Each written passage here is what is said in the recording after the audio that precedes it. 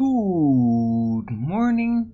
Welcome to Flat Earth Early Bird number 2077. I'm your host Arwin. And before I start the show, please don't forget to share it on any platform you deem fit. And if you haven't already, subscribe to my channel and hit the bell notification so you know when I'm going live, which is normally 2 p.m. Amsterdam time every day. And please also do support me through the PayPal, Patreon, and the GiveSendGo. Links are in the description box below. The support would be greatly appreciated. Right. Weather today is very similar to yesterday. A bit more windy. Look at that swath of nice blue sky. Very beautiful. But yeah, surrounded by clouds.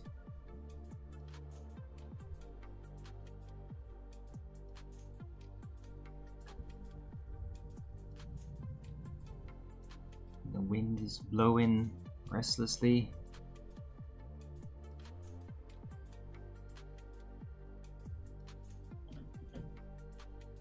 With a bit of nice sun here and there when the cloud isn't covering it.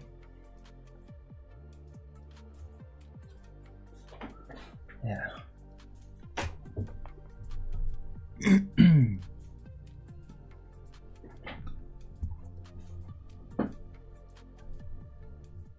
Hello. 20 watching already. Wow. That was quick.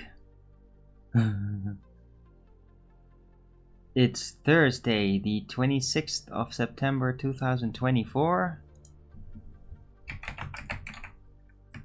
Temperature is 18 degrees Celsius. It's 79% humidity. 12% precipitation. There's still rain out there. 24 km/h winds.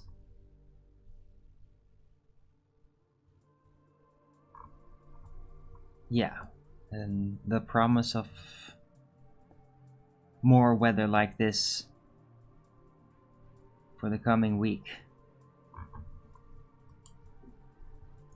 Right. So yeah, I might notice in the right underneath the video screen under the title, I finally passed the 3,000 subscriber mark with like 15 subscribers. All of a sudden I noticed that this morning. So I finally passed that 3,000 mark. I can barely believe it actually happened. With a wide margin too. So congratulations to me and everybody following my channel.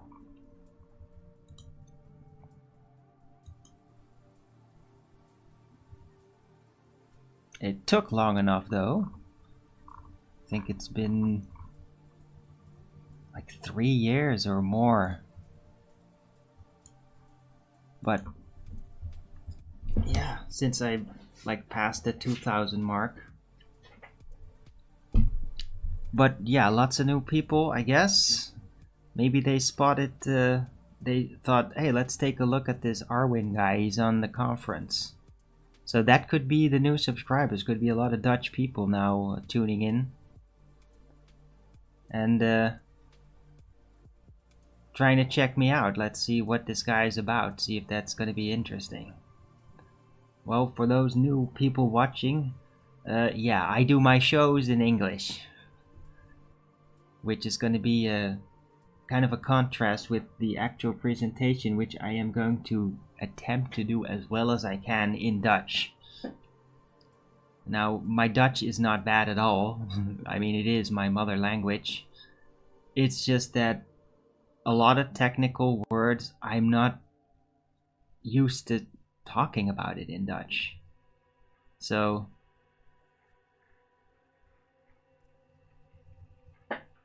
we'll see. Hello, Bucksod. Oh god, is it you again? Did you change your name? Huh.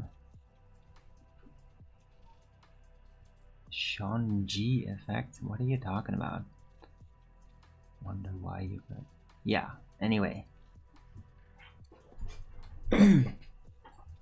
So yeah, on this show I'm not necessarily even gonna talk about Flat Earth too much, because I mean it's show number 2077 and I only really discuss like intricacies with like Flat Earth or my model when I'm facing a bunch of ballers. And yeah, so I'm not gonna like do a presentation of basically everything that I know on this show. Also, for everybody tuning in, I'm not doing a show tomorrow. I'm gonna take the full day to just like relax and focus and tinker the last details of everything. And yeah, so that I got like that my batteries are fully loaded for when the presentation happens on Saturday. So yeah, today's gonna be last show for the next 2 days. Sunday I'll be going live again. Do you know if the conference will be streamed? I don't think so. I'm not sure. Low vibe.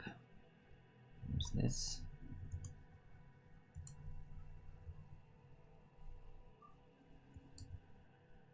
Oh, that's a very old YouTube account.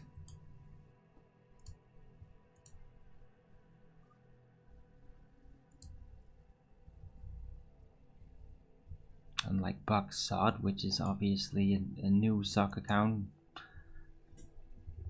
But yeah, I don't think it's going to be live streamed.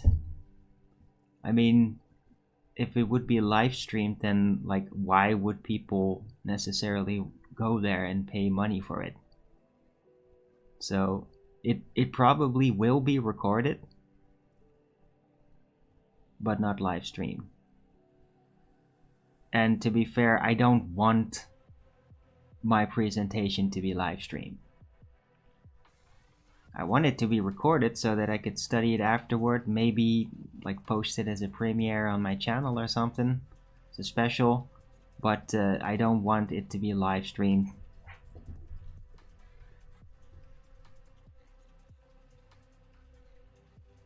A paid live stream? Okay, well maybe they have a special pay to watch conference stream. I mean, I'm okay with that.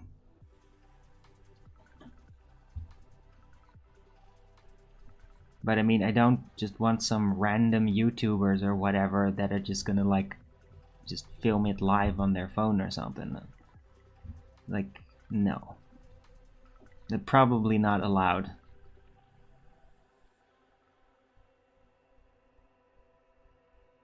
What is the name of the conference?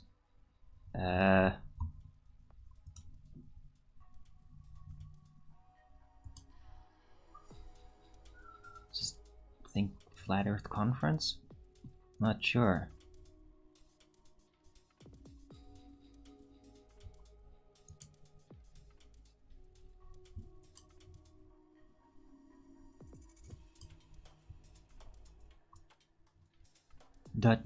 Dutch Flat Earth Conference.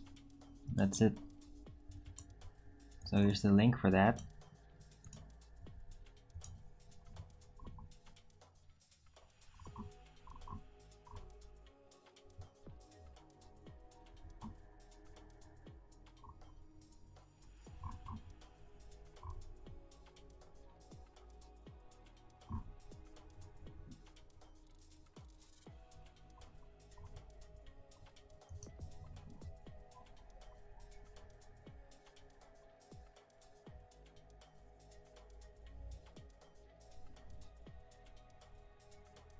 Right, yeah, Bucksod. I mean, probably.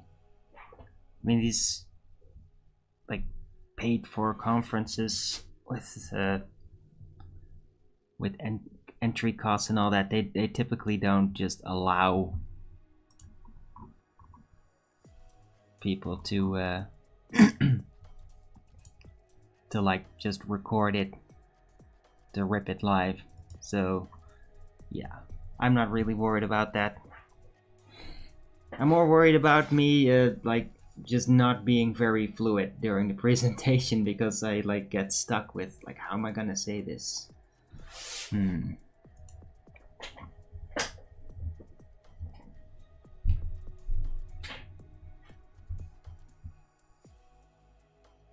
And also, like, when I do it, I might just be like too raw technical. Like, I don't know like how to dress up a story all that well in Dutch, because I'm not used to doing that. So I just kind of hope that it will be seen as actually good, and not just as like, this guy is just like a computer just rolling out things and we can't concentrate, because that could happen. Like, I'm not gonna imagine like this is gonna be like the ultimate perfect first presentation or anything. Absolutely not. But I am just gonna do my best. And public speaking can be intimidating. Well, not so much really. I have had so much practice doing this. It's doing it in Dutch that is the real challenge. Yeah, I got brakes surrounding me, that's right.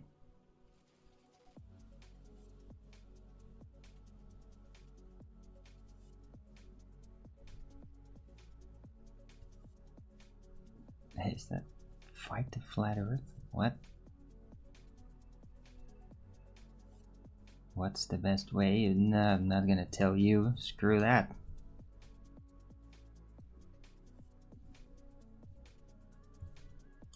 Besides, you're not gonna go there anyway.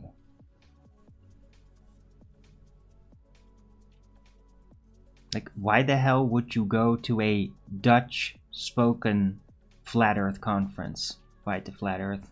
What's the point of that? You're not gonna really be able to follow anything anyway.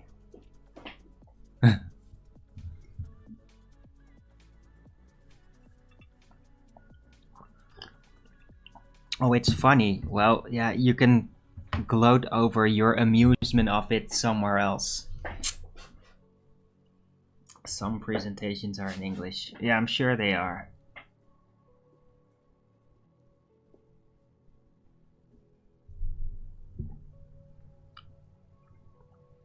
They were looking for some people that would debate Flat Earth as a glober, though, on Sunday.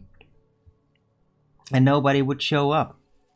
But it's probably because they want like Dutch spoken ballers. Right?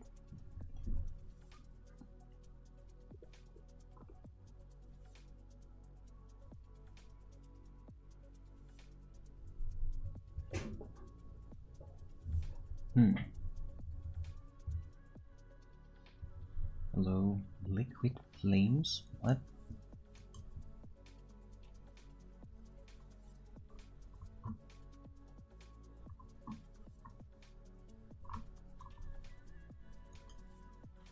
Okay. Gamer, I guess.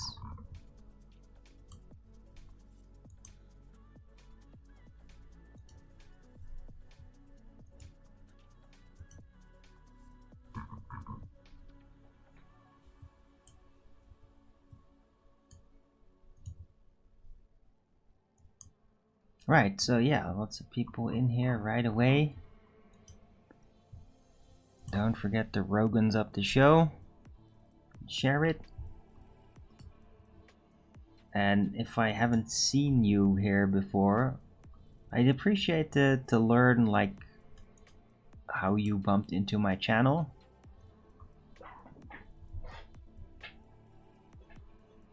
Oh, Matthew Hall, good to see you. Best way to walk to the sea and keep walking.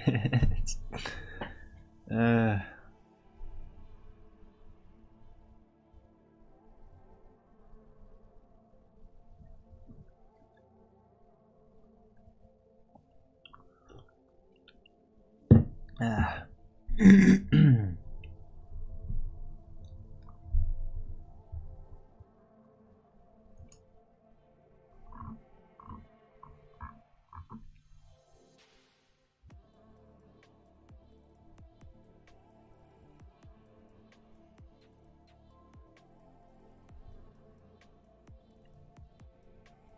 it's really kind of funny, like just seeing the sliding banner of like the conference. It is so 2015 style, but in Dutch.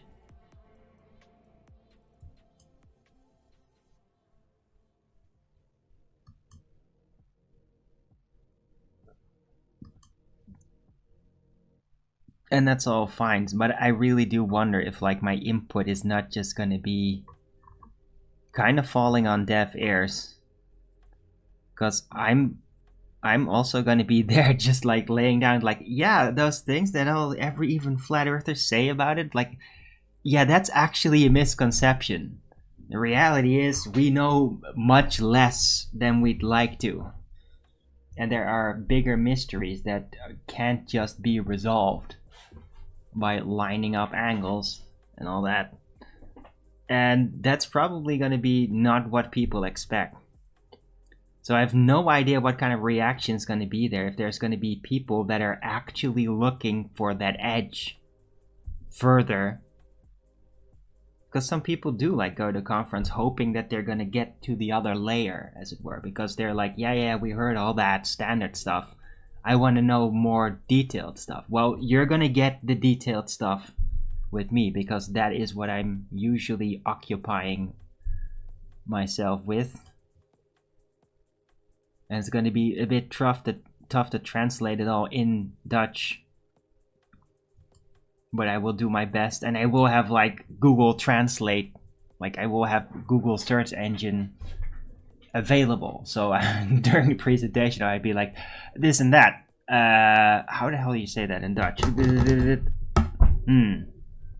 That's probably gonna happen on a few occasions, but I mean, I can just like do that comfortably. Am I going to talk about the stuff I talked about with Duffy? No.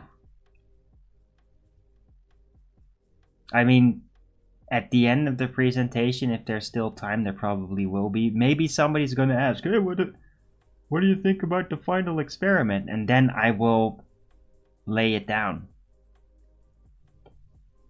How it's basically a false dichotomy, and it won't prove a globe either way. It will just reveal the nature of the celestials over the earth. Catalog it to be different than what people expect, right? Because the whole final experiment is more about expectations of people based on their model conceptions, on how they've modeled everything. They have this expectation. That's what it's really about, because it doesn't prove the globe, even if there was a 24-hour sun there. Like, it doesn't prove that at all, right? I mean, the earth is still very much measured flat, so I'm a goddamn wizard. They will listen and respect when I talk. Well, I'm sure they're not gonna overtalk me like a bunch of triggered ballers, but I'm not sure they're gonna be able to follow me, because I'm gonna say things, certain combinations of words in Dutch that they've probably never heard before, ever. And when that happens, people just go like, wait, what? What's going on? And they can't necessarily follow it, right? And the problem is, I'm not used to saying these things in Dutch, so I won't just like have a backdrop picture of feelings to accompany with that word that like lends a bit of confidence about it, because I'm raw translating things. So that's the issue, right? The only way to stop that effect from happening is by doing it in Dutch regularly, or multiple times at least, and then eventually I'll get used to, like, this is the Dutch lingo that I have to use for this. And then it will be backed up by that sense of confidence that can be lent to people. I've almost no accent when I speak English. Well, I can turn the Dutch accent on so that you know I'm Dutch and I talk just like all the others. But I hate Dutch accent in English, so I spent a significant amount of energy throughout my life to prevent that from settling, because I can't stand Dutch accent English. And I know Americans in English all find it so charming. Oh, so charming, exotic. I find it extremely tedious to hear that. Yes.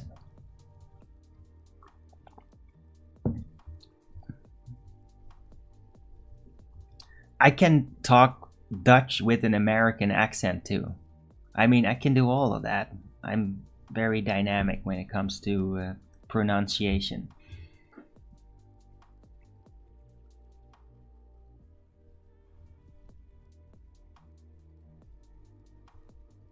But I'm not gonna bother anybody with that.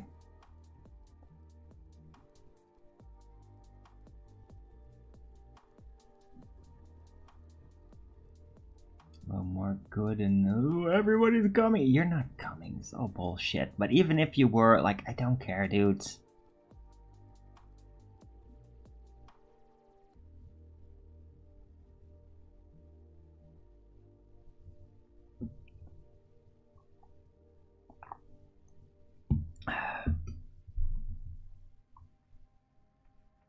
There's a reason they chose me as a speaker.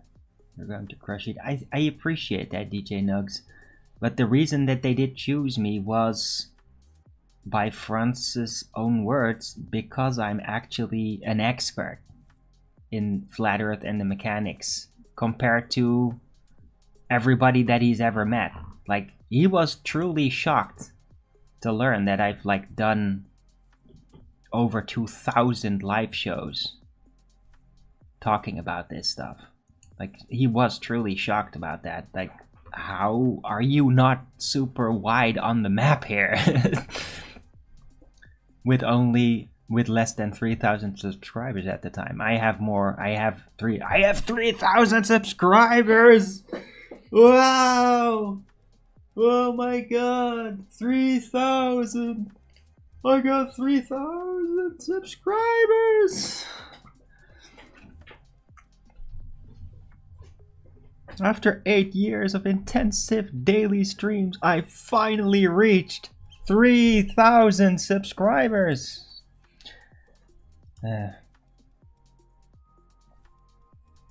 Fight the Flat Earth would be just trolling. Dude, he wouldn't come there. I mean, he doesn't have that much money to waste. And even if he was there, it's like, what the hell is he gonna do? Just ask questions in English? Like, no. Like, he won't be able to follow what we're talking about in Dutch, because I'm pretty damn sure Fight the Flat Earth is, like, really not capable of talking or understanding Dutch. Dutch is not an easy language to understand. It's very different. The vowel rotations alone are, like, mind-boggling to English people.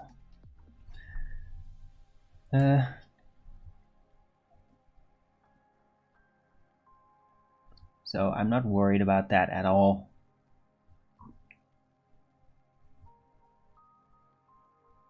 Anyway, hello, Zeptepi, Ornakawomble, Long John Silver, good to see you. Mark Good, The Ladder Backup, Seeking Starwater, I almost missed you there, good to see you. Matthew Hall, of course.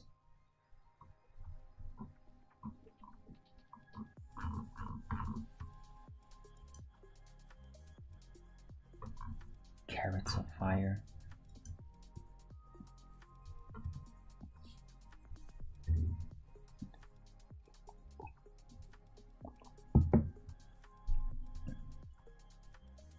does all aarde? Ball aarde. What does that mean? Ball earth. How do you come up with it?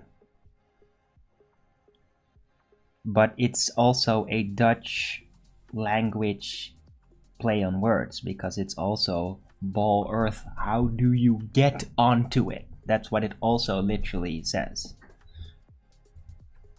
which does not properly translate to English. But it's basically ball earth. How did we get here? How did we get onto that ball? That's what it means.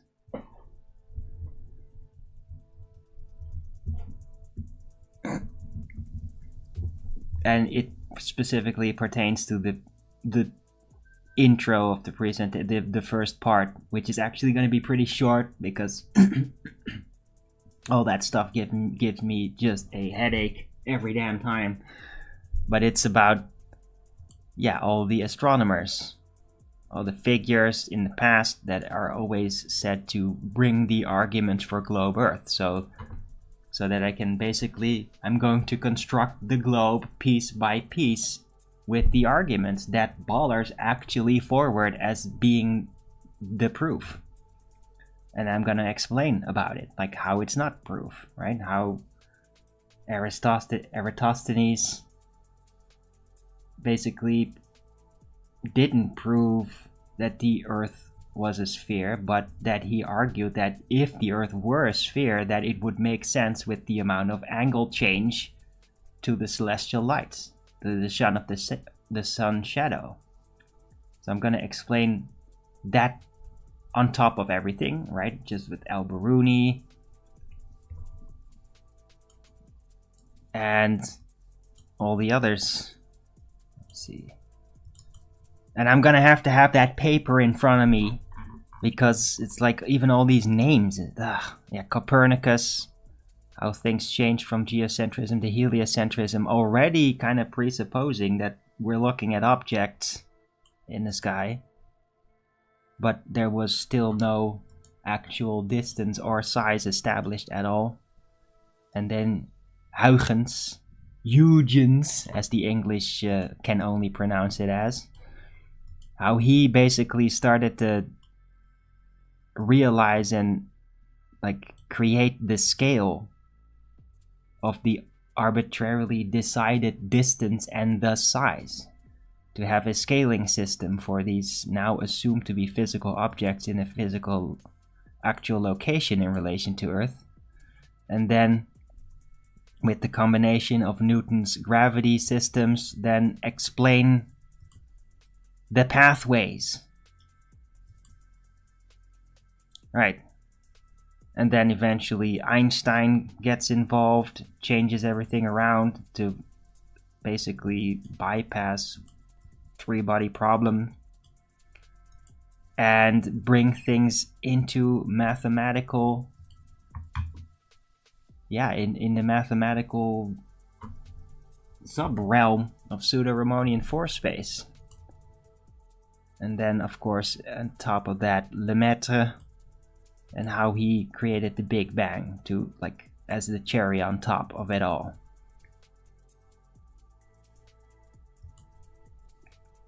And I'm gonna try to be a little bit more elaborate when I actually say this in Dutch. But it might just be very short. Because, I mean, to get into the actual details of these guys, it's just all math and stuff, and like, oh, look at the mathematical perfection, and it just gives me a freaking headache, man. But it's good to just know like how the ball earth mechanism had been constructed, and the different steps and the different dilemmas that still stand, right? And then from that point on, I will go to basically the standard flat earth knowledge, starting with physics and the scientific method. Well, I could fill like 15 minutes with that alone. Gonna try not to. Curvature, of course, and showing the Black Swan video at it and explaining some things about optics with it. Then gravity and how it's basically yeah, how there is a contest, how it is contested and not really certain what it is, thanks to Einstein's input that kind of derailed it. And then like the logical replacement of relative density and how that works. Well, I can talk like a half hour straight about that, right? And then of course the gas pressure dynamics, laws of thermodynamics, how that works. I can talk a lot about that. And then eventually go to the celestials, lights, like what do we truly know about these lights? Hey, what's this? Did I just... Okay.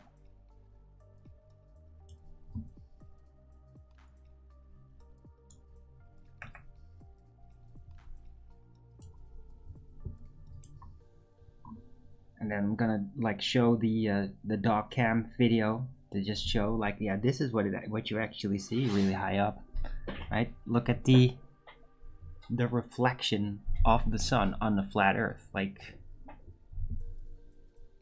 it's flat. Here's another proof it's flat.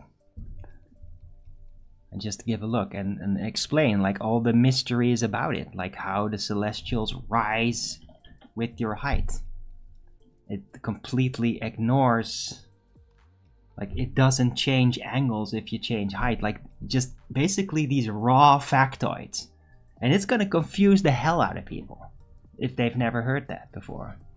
But it's very relevant and building up to eventually revealing my model. Right? And then mention of the molten iron core, how it's not really there, supercola deep borehole, how P waves and S waves have predicted everything wrong. And then how, well, a little bit of mention of about how NASA has been fooling people with launching rockets into the Bermuda Triangle, feigning a curve, and how the ISS is just this CGI spectacle with people floating on wires and all the mishaps that have happened, right? And there probably will be other people that will just like show the videos. And I'm not even going to show the videos. I'm just going to mention it. It's like, I'm going to assume that you guys probably bumped into these videos. So let me make a mention of that, right? And then after I've explained all that, which is going to be the majority of the presentation, I will go to my model, and then things get really freaking complicated. That's going to be the biggest challenge. I might have a bit of a headache here and there,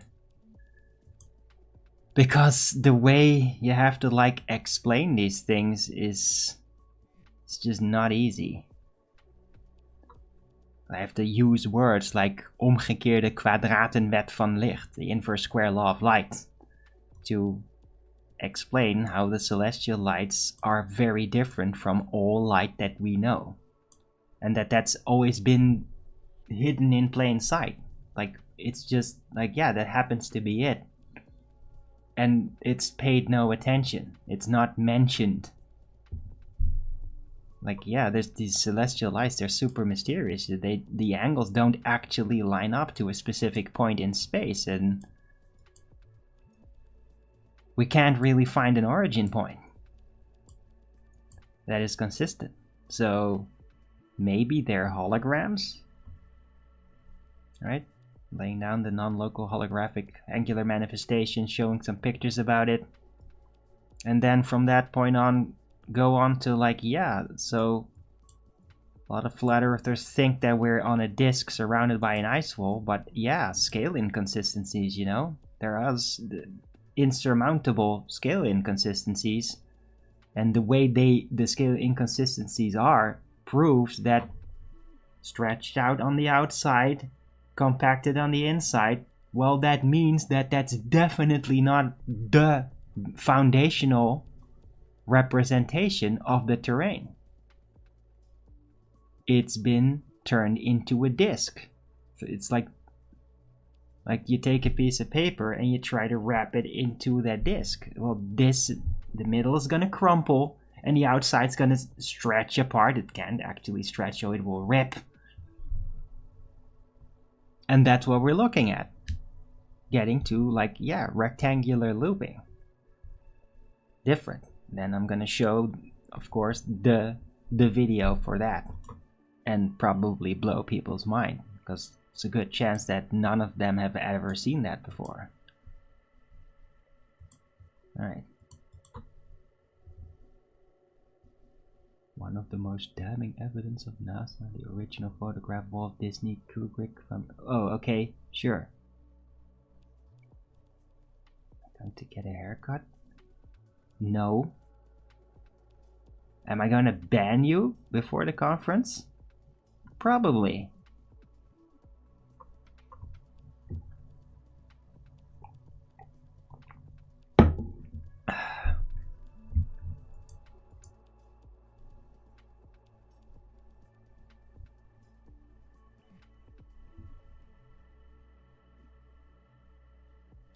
The troll's been saying I won't do it. Yeah, they don't know anything. Trolls are fucking retards.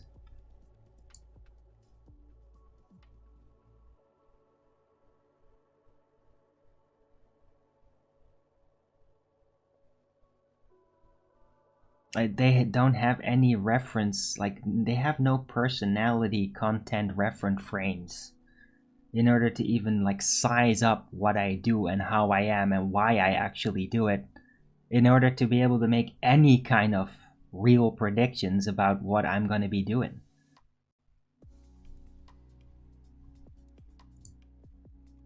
They're just projecting their own incompetence onto me.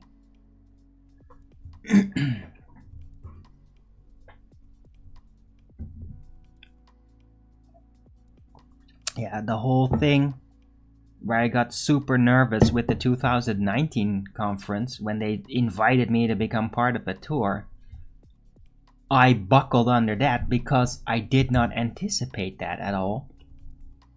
And they basically just, like, right ahead of time said, like, oh, you're gonna do this? And, like, that, I could not handle that. Like, I don't like surprises. I need time to prepare mentally and spiritually for special events. And I've had that time. Okay. You can piss off now, Bucksud.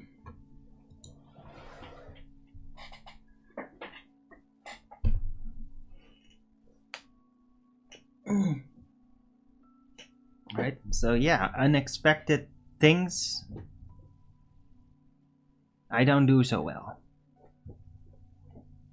But if I'm just able to adjust and prepare, then I can do absolutely great.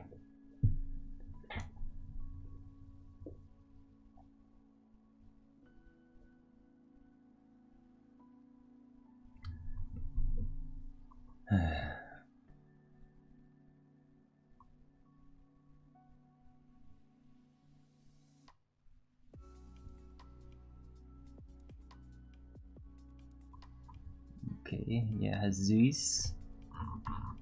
No, Zeus, I might have banned you.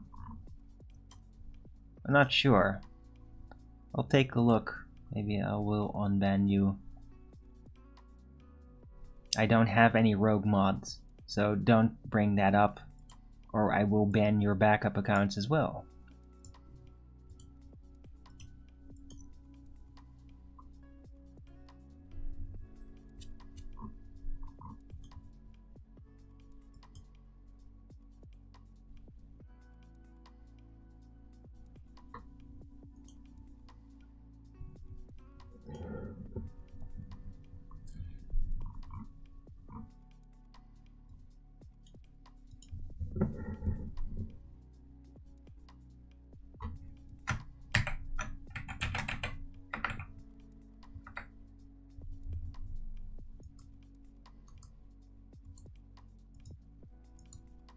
Nope. No, you're not banned. You might just be shadow banned then, but you're not in my banned list.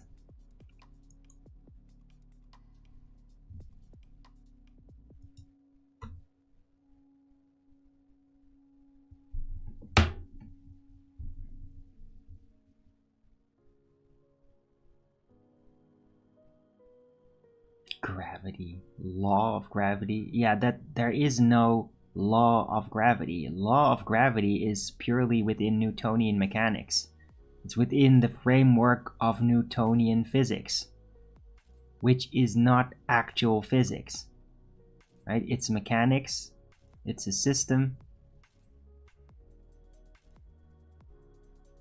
It's not a law, as in natural law, as in physics related natural law. Actual natural law, I definitely abide by with every concept, right? Entropy. Entropy is really at the center of the overall physical laws. And the second law of thermodynamics is a part of that law. Like thermodynamics come forth from entropy. Like that's where it counts. Like the entropy, always a change in one direction.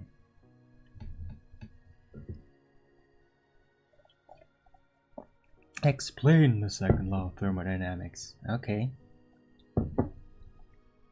Well, to summarize it,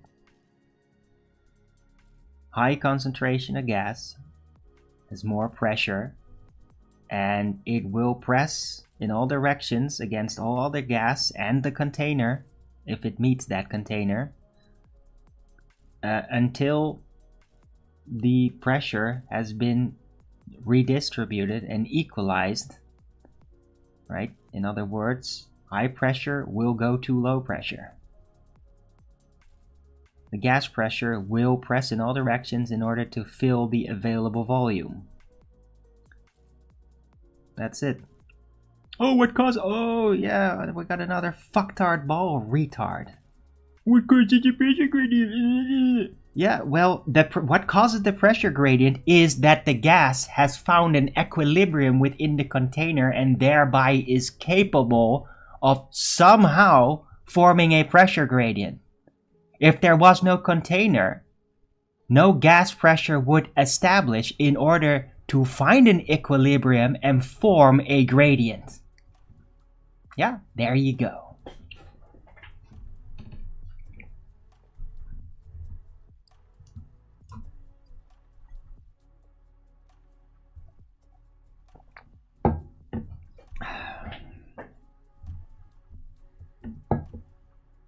You're just asking. Yeah, sure, you're just asking. Yeah.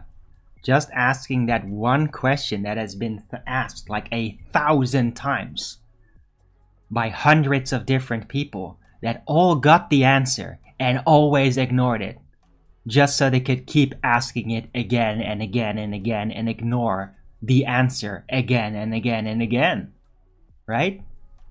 Because you got all this investment, all this machination nonsense construct about gas forming layers and being held down by gravity as a force, which is completely asinine, right? You're invested in that fucking nonsense, aren't you? That's why you bring up gradient, because you got a stupid machination science fiction story that's tied into that stupid remark that has been rebutted 1,000 fucking times.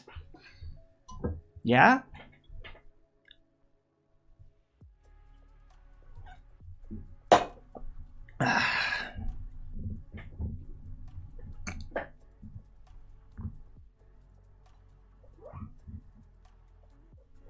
It has been explained 1,000,000 times to you. Yes, of course.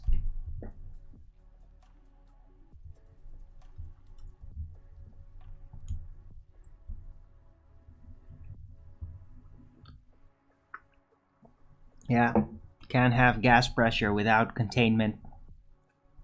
You can't have a gas pressure gradient without gas pressure, without a container. Yeah, you can't have a gas pressure gradient in an open system. Because in order for a gas pressure gradient to form, because of conditions like temperature influences, right?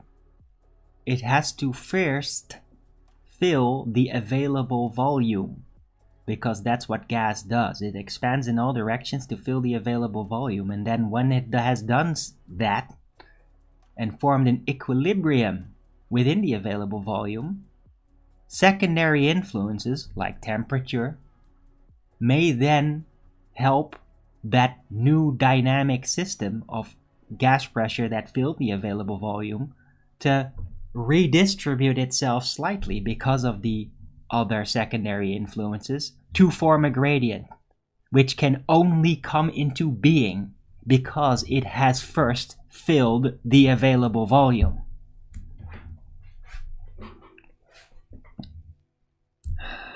Gravity is a law. No, it isn't. Law of gravitation is attributed to Newtonian mechanics. It's not a natural law. It's not physics law. You don't know physics. You never studied. You didn't do the homework. Mic over IP.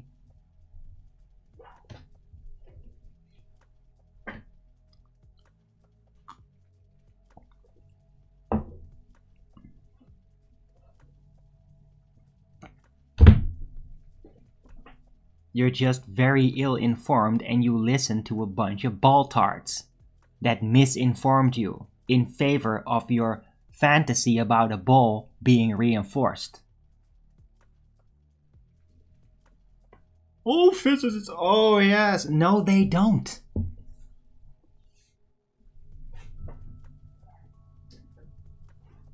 Then why in physics textbooks is there a theory of gravity? Because it's part of the curriculum. Yeah, I had physics and I was taught about gravity by my physics teacher, who then, after he did that, proceeded to explain how it's actually wrong and that it's annoying that he had to teach that, and that the real actual effect that's taking place is because of the density of the material. Yeah, he taught me that in 96, 97. Yeah?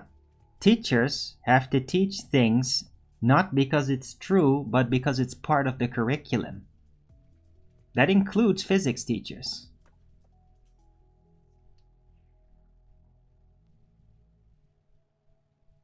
Where did he get a degree from?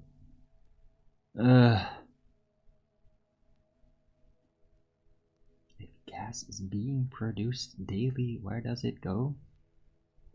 It spreads out in all directions and becomes a part of the inhomogeneous mesh.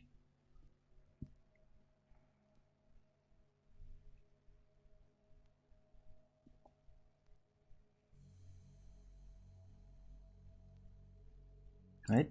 But yeah, gas is being produced. It's also being transformed and reabsorbed. Gas is absorbed by material as well. Yeah, it's ejected, it's formed, gas forms, and gas is reabsorbed. Like that's part of like how life works.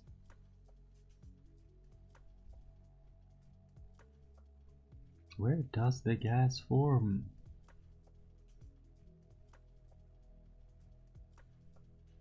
Well, usually it forms by being chemically released, or if it's simply dissolved into material under high pressure and can't escape, then if material is like dug up, a lot of the time there's off-gassing. So gas that's actually trapped inside of the material, when the material is taken out of its high pressure situation, the gas just starts coming out of it.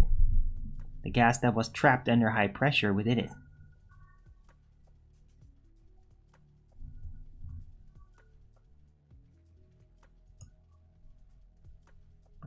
Who the hell is this moron?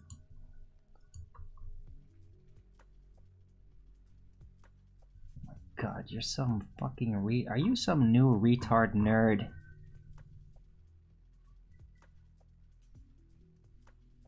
God. There's never the amount of morons just never runs out, does it? I guess there's a market for it. People need their ball-tard reinforcement.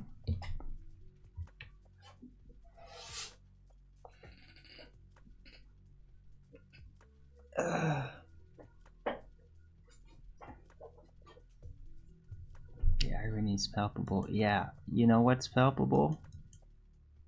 You getting banned. That's going to be very palpable.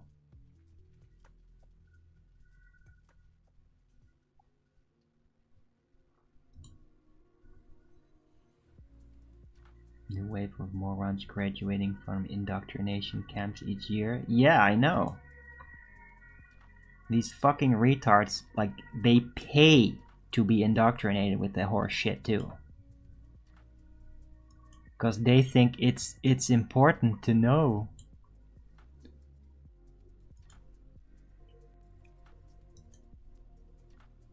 You'll be nice? Yeah, sure you are.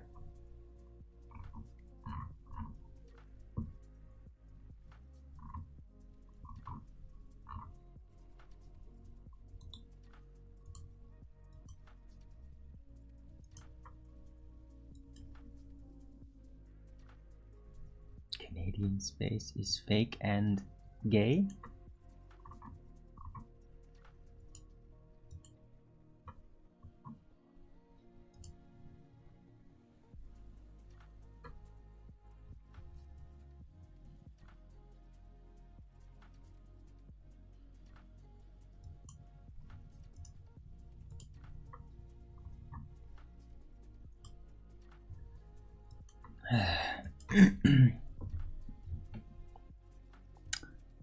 If space is fake, how big is the sun? How far away? How do we measure it? Yeah, that's a good question, Roger that. There has been no established size of the sun, nor has there been established a distance.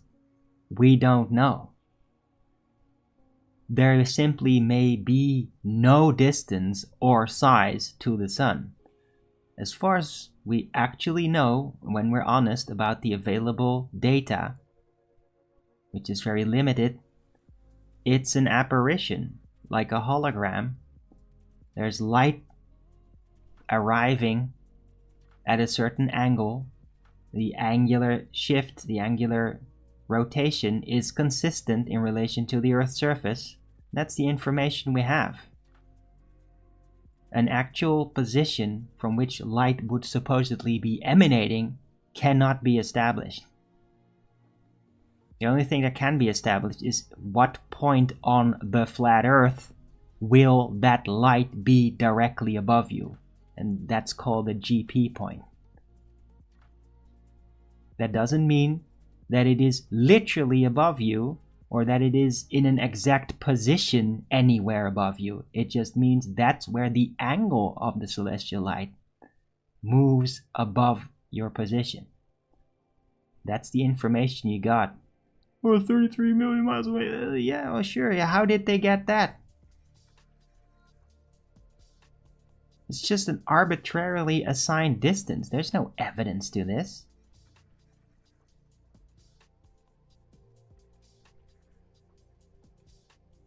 Just because some fucking moron just filled in the numbers doesn't mean that there's actually proof for that. Yeah? There is no distance to the sun. There is no size to the sun. None of it has been measured. None of it has actually been established physically. You measured it using radar. No, you didn't, retard. Professor Phil Bell, the liar. Absolute horse shit.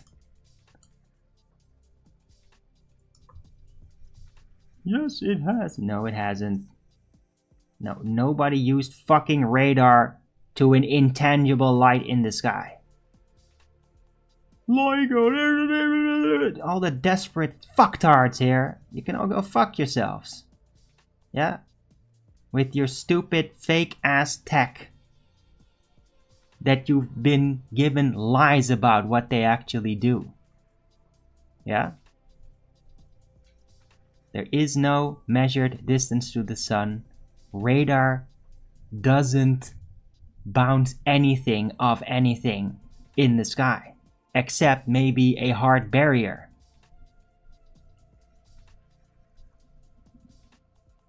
Yeah, it's gonna be all the same.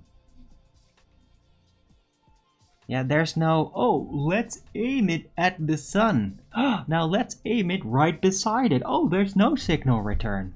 Yeah, oh wait, yeah, there is always a signal return because it's bouncing off the barrier. Yeah, the container wall at the top.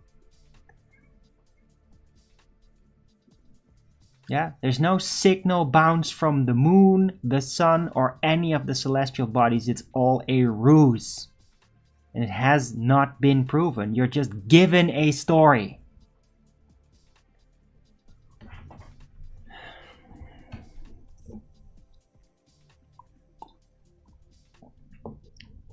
How does the barrier work in the Mobius model? The Mobius model is like a fourth dimensional idea. Physical things that we use don't work in a fourth dimension. In a third dimension, it's flat and there's a barrier on top. Because there has to be a limited amount of volume for the gas to be able to pressurize.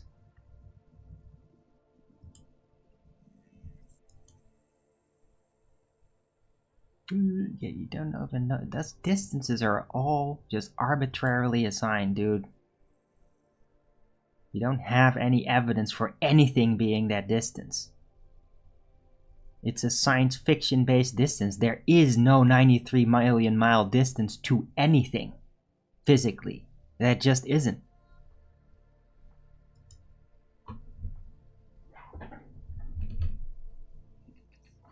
Yeah. Oh, and also, light doesn't have a speed. Which is like how a lot of supposed measurements of distance to celestials are done. Yeah? They use supposed light speed, which by the way have been derived. Yeah? Supposed measurement to a measurement of light. Yeah? Been derived from going back and forth to a celestial body, of which there has been no distance actually established. So there's no actual speed of light that's really established. There's no actual distance to a celestial light that has been established. So you just take the assumption of how far it is, and then you set the light speed to that frickin' arbitrarily assigned distance. So it's like a vicious circle of a bunch of made up horse shit that you just get to assume now. Yeah? That's what that is.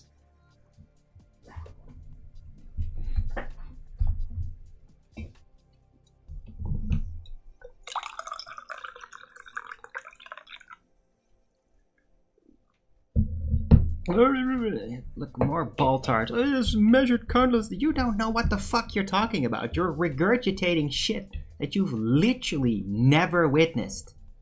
Yeah? You're just consuming a cascade of bluffing people that are just oozing how much they're superior in their knowledge without actually sharing that knowledge to you. And you're just regurgitating it like a bunch of fucking chickens. Idiots. You're just repeating their bluff that you fell for, thinking that that'll work because you were stupid enough to let it work on you.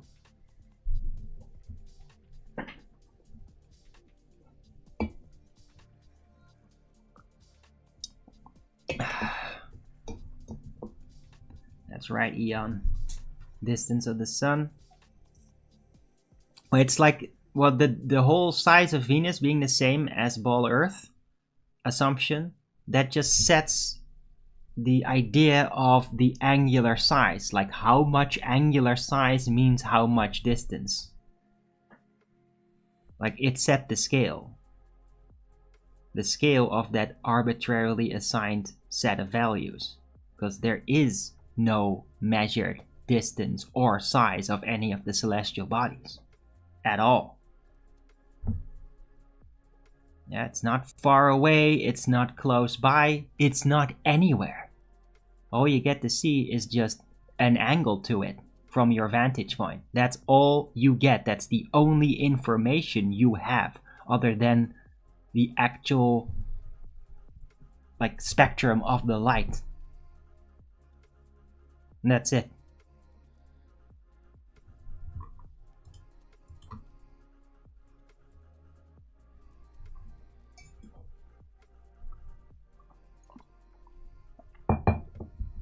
Wow, what's up with a bunch of triggered retards today? Unbelievable. If the sun is not physical, where do you get the heat from? Oh, there's heat, alright. Yeah. There's definitely light, there's heat. It's just not coming from a traceable source. It's manifesting somehow, and I don't know how that actually mechanically works. So I've attributed a description to it, which I call non-local holographic angular manifestation. There's light arriving at a certain angle, but it cannot be traced to an origin point.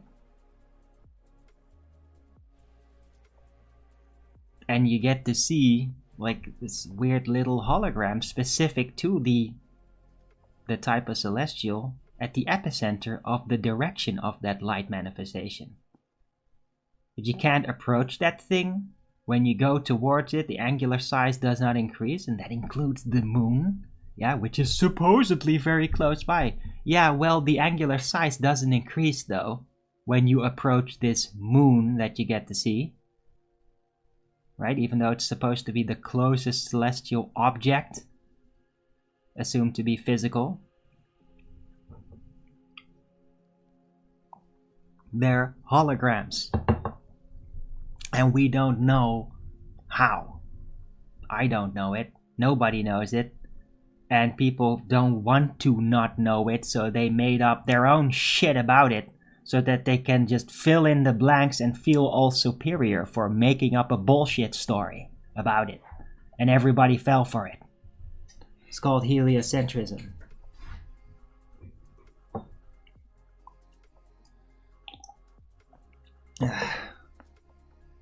So why do people get sunburned? Because there's still light there. There's definitely light manifesting, including infrared light and ultraviolet light. Yeah? UV radiation is measurable. Yeah, so is regular light. So what? Yeah, I mean, you can measure all the light you want. I'm not saying there's literally nothing there. It's just you can't actually pinpoint an origin other than the angle. There's no point where this emanation starts. There's just the angle. That's all you get. Right? And then you change your position and then suddenly the angle is different in that very same moment. So the angles don't even line up properly at different heights. It's all very strange, very mysterious. Like this is a mystery presented by the designer of this realm that we can't overcome, or I at least can. Like, I don't know how to back engineer this. I just know what the actual available information about it is, and I'm not gonna try to fill it in with a bunch of bullshit and presuppositions. Why don't I get a tan at night? Because there's no celestial angular manifestation that's providing enough light for you to actually get a tan from it. Yeah, but yeah, I know, Troll Alert. You don't have to tell me that, Matthew Hall. Yeah. But the thing is that you can, I know everybody loves this, so prepare for some major squirting of a bunch of troll fuckwits. Yeah, you can get a tan from a hologram. Oh, it's so funny. Oh, he said it again. Oh, we're too retarded to get it. We're too retarded. And he said it in all seriousness. Yeah, and I'll say it again. You can get a tan from a hologram. Yeah? All you have to do is have the light source that creates the hologram emanate ultraviolet light. And then when you stare at the hologram that also is comprised of ultraviolet light, then over time, just seeing the hologram, not the original light sources that create it, just because it's arriving to you, you will get a tan from it. Especially if you really blast it open, right? But be careful with that. You might be able to blind yourself with it. So, yeah, you can get a tan from a hologram. What kind of hologram? Well, the hologram technology. A hologram that you would make with lamps. Yeah? And if those lamps that create the hologram, the technology, also have ultraviolet qualities to them, then you can get a tan from just seeing the hologram, being exposed to its light. Yeah?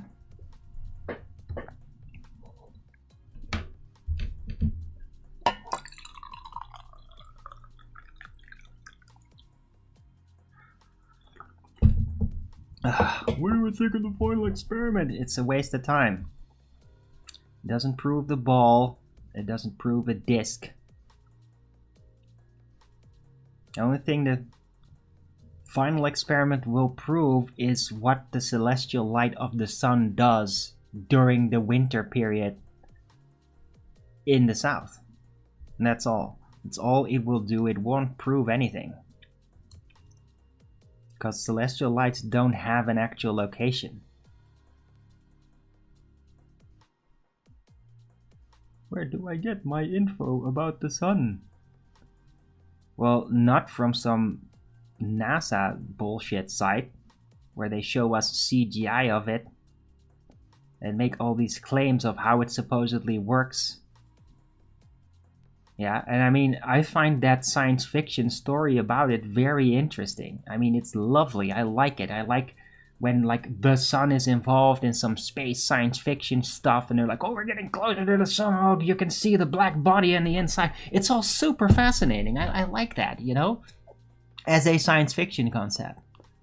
But when it comes to the actual light emanation that we get to perceive and enjoy here on Earth that helps the plants grow and everything, yeah, it's not that thing.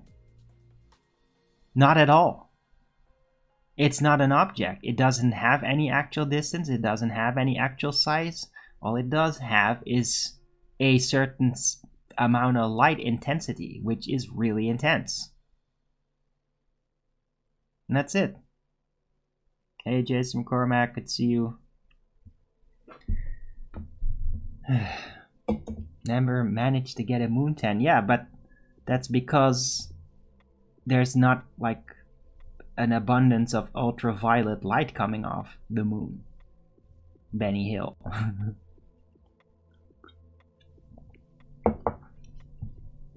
It doesn't create the right light conditions to do that. Because it's not reflecting sunlight, because then it would actually contain, right, indirect light.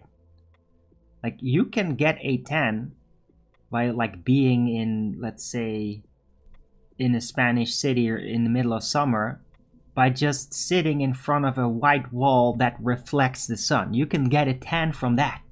Not joking. Yeah, you don't have to have a direct sight on the sun to get a tan. Yeah? Well, that doesn't happen with the moon, though, which is claimed by heliocentrists to be reflecting sunlight.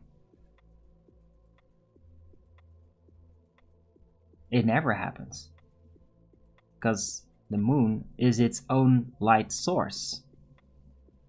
It is its own unique angular light manifestation, with its own light spectrum, which is very different from the sunlight spectrum. And yes, moonlight is experienced as cold. Now, why that is is a bit of a mystery that can be figured out, but it is still to this day a mystery, because I mean, how can light transfer cold? That's not logical.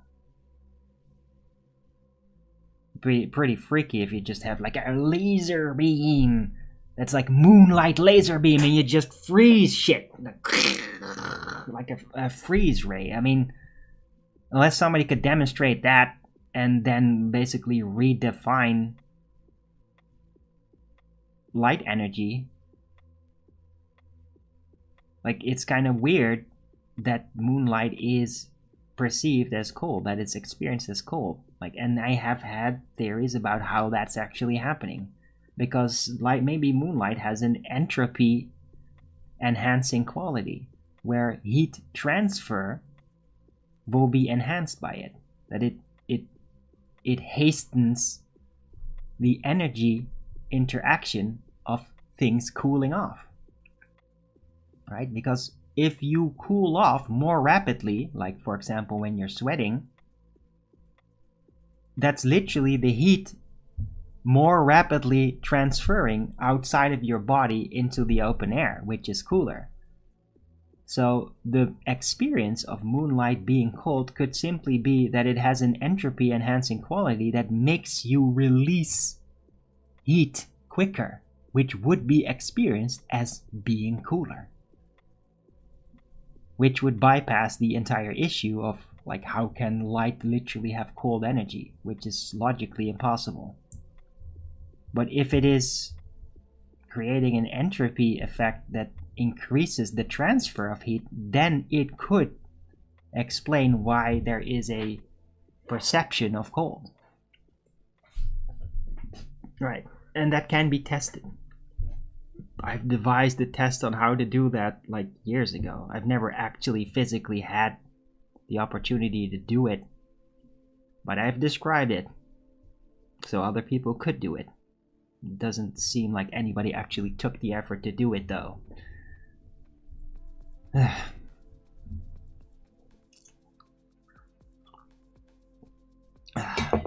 12% of the sun. Yeah, except it isn't. It has its own light spectrum.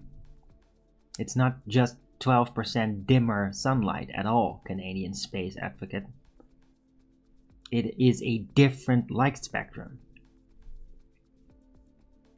Yeah, other composition of light. It's not the same light.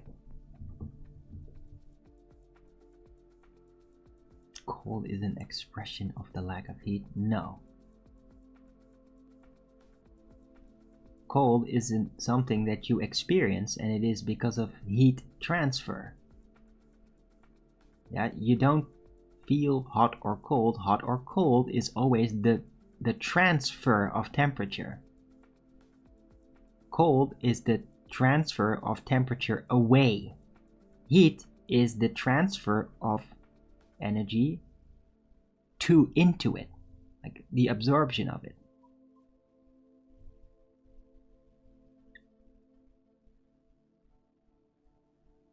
Because it absorbs. Oh yeah, that's very cute, baseless claim there. Very cute. It absorbs the light from the sun and emits its own spectrum. Yeah, based on absolutely nothing.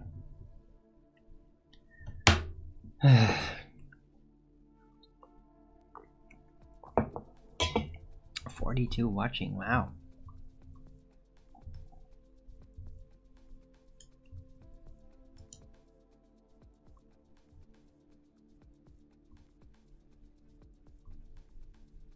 Mikey Smith has a laser that can reach the moon. Oh yes, of course. Of course he does. That makes a lot of damn sense.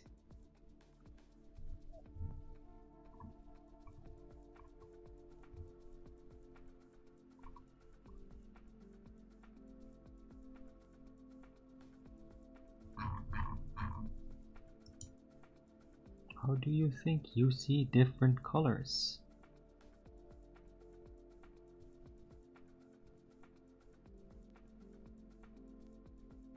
By certain parts of the light spectrum not being part of the light that is directed towards your eye.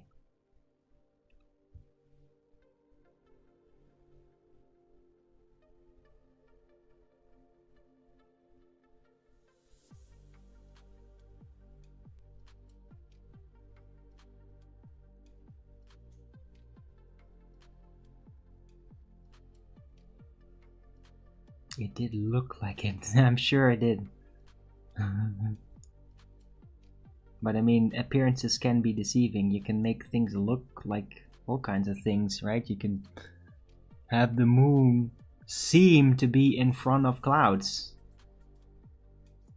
And that includes also the sun. You can have all these apparent things and apparent positions, right? You can look at a rainbow and it appears to be at a fast distance until you move and it just turns out that it's right in front of a bush, not even 10 feet away from you. And then it's like, oh, was it really that distance all this time? Or isn't it? Yeah, because there is no actual distance. Yeah, rainbows are also part of the non-local holographic angular manifestations because it's directly reflected, derived from the non-local holographic angular manifestation of the sun. So it is also a light apparition that you may perceive that cannot be determined what the actual position of it is at any moment.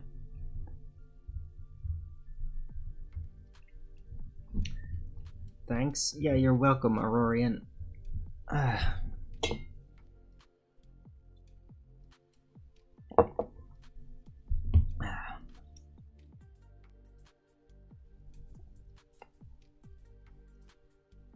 Mechtoon did the test. I'm sure he did the test, yeah, but he didn't do my test. Because I haven't even described that test, and it's a little bit more complicated than just holding out a thermometer and comparing it to a thermometer in the shadows.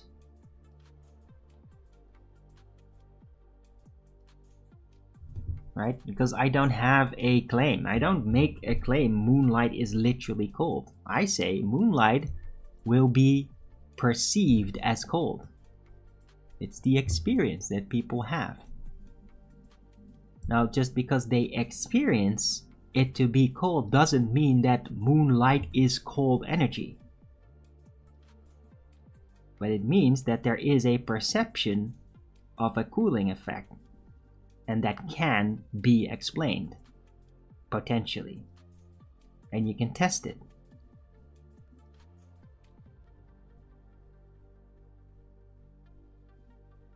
That is a claim. No, it's not. It's a claim of a perception. It's not a claim of something physically being like that. Yeah?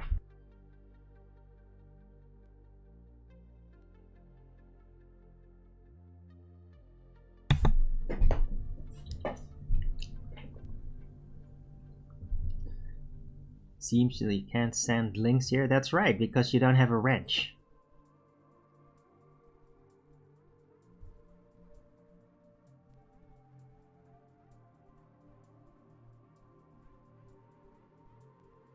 He still has me blocked? No. But do you always just type sentences where you actually think that nobody's going to be able to read it? Laurie? Letiaho? How incredibly silly.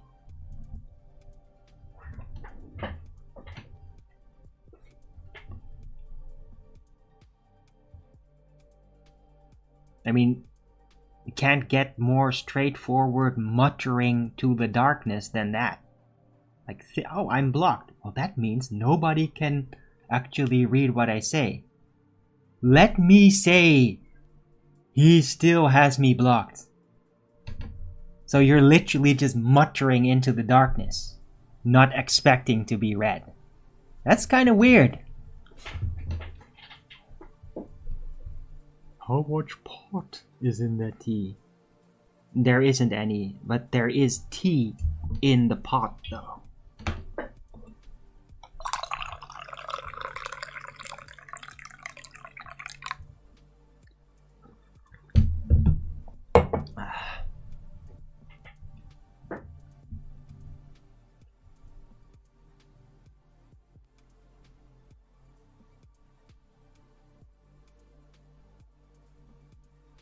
Goody, hello, Kumu virus.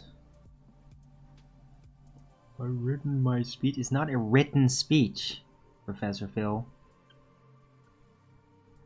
Yes, I've made my notes. I've made them last weekend. I'm gonna improve upon them a little bit more, but it's pretty much complete.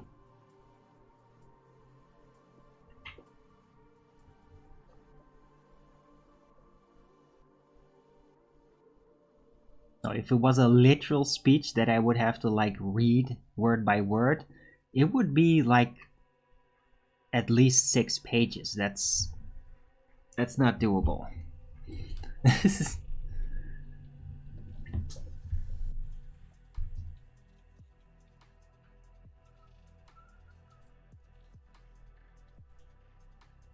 What is my topic?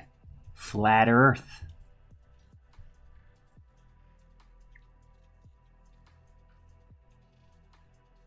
Yeah, the origin of the heliocentric model, flat Earth lore, and my model at the end if there's still room. Right, so yeah, I'm gonna take a 2-minute break.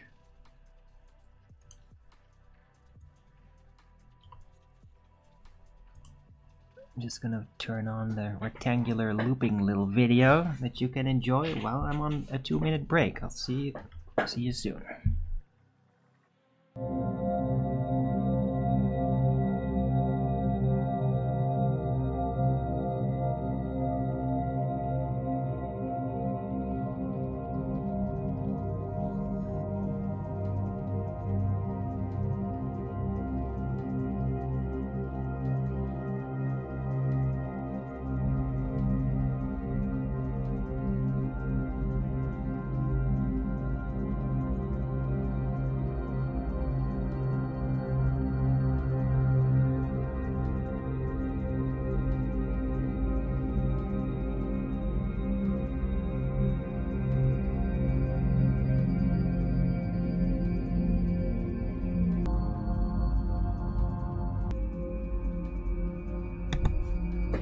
And I'm back. Wow, exactly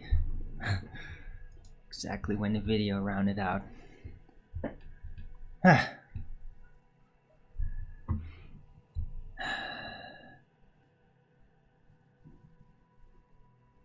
No crypto roast. Did Arwin create this graphic? No, he did not. The fuck? Cold Pfeffer? What is this?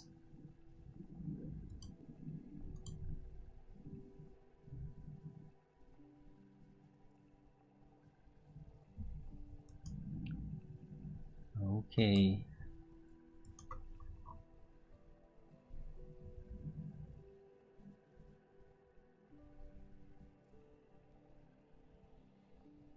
Infinite Mercator projection. No, it's not infinite, it's just looping. Does mass attract mass? No. No, it does not. And I have no idea how the hell that's supposed to translate to Danish.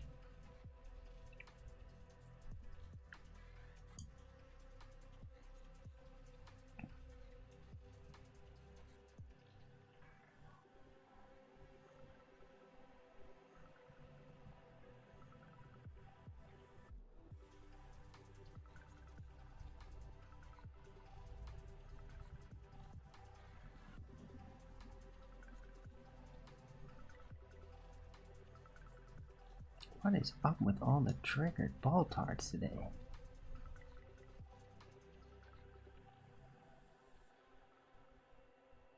Do you have any flat earth measurement?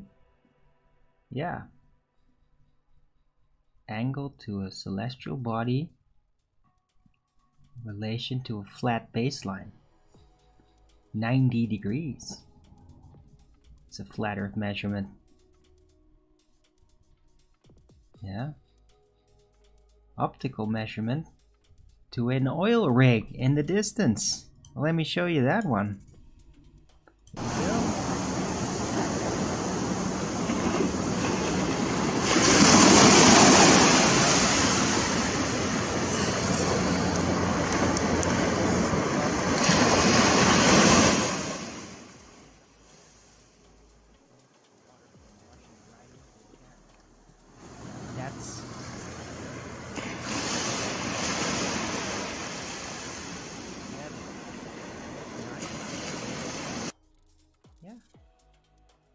it is. 1 foot. 1 foot above sea level. Earth is flat. Huh?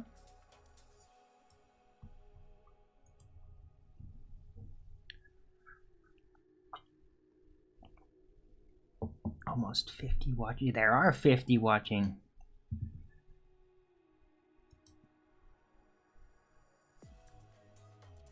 But the curve is upwards. No, it's not, Jason. It's ridiculous.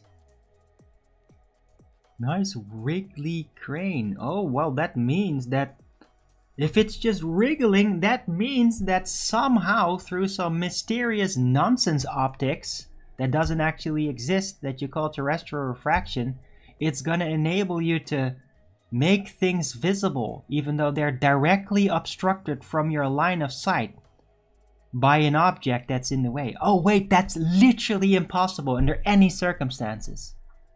Yeah, you can't see around corners. Not without mirrors. Yeah, those mirrors are not there. Yeah, you're seeing a straight line of sight. You reek of cope? Who the hell are you talking to? Darwin was 55. What are you talking about?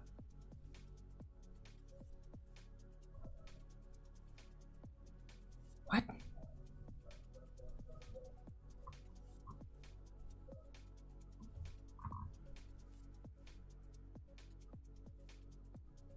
Distance like length and width of the Earth itself. Okay. Well, we'd have to know the full orientation, but I mean, yeah, the looping system can be, you can only measure like how much available space there is in a certain distance until you loop back in on yourself.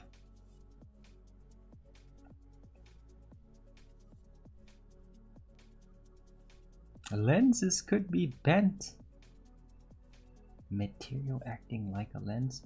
Yeah, but the thing is, you know, a lens has a hard border and a different refraction index in relation to air.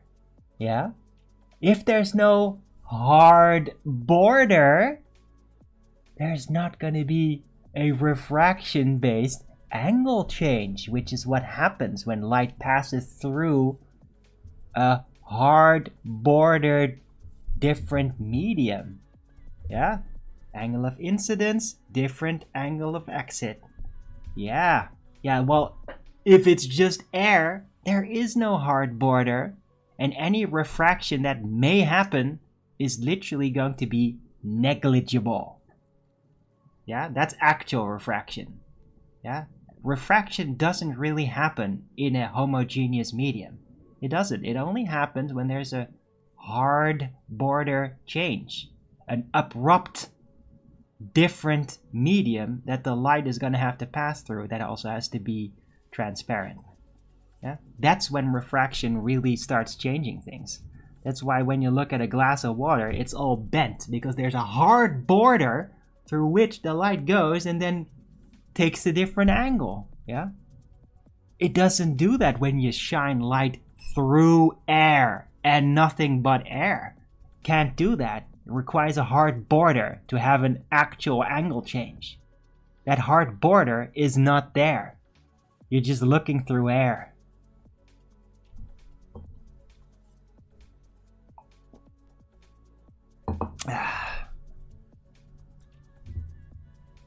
Warm air can distort images. Yeah, sure, it can distort it. It can prevent light from reaching further, so you literally can't see it. It's like a sudden stop. What warm air can't do, however, is make you look behind a hill. Yeah? No matter of warm air layers that might be temporarily formed is going to enable you to actually look behind a physical obstruction, though. Doesn't do that. If something is physically obstructing your direct line of sight, there is no effect within optics and any type of air condition that's going to enable you to see what is behind the physical obstruction to your straight line of sight.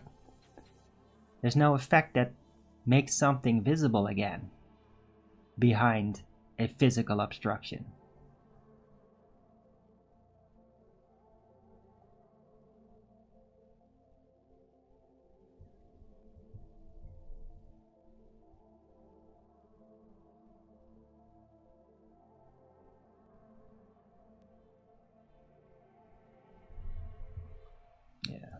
You need to get the fuck out of here. It's time to clean house. What a bunch of troll shit. All just squirting in your feigned self-confidence. No rebuttal, no in-content responses. Just whining and bitching, regurgitating your same standard responses that have been rebutted 1,000 times in your face. You don't care about the rebuttal. You just want to have something that you could say so you could quickly move on and prevent information that annihilates your entire globe conception. You just want to have something to throw at everybody so you can move on and keep believing in your utter horse shit called globe Earth. Yeah? Congratulations, you're a baltard. You're pretty much irredeemable. If you're at this point where you're doing this, there's no hope for you, ever.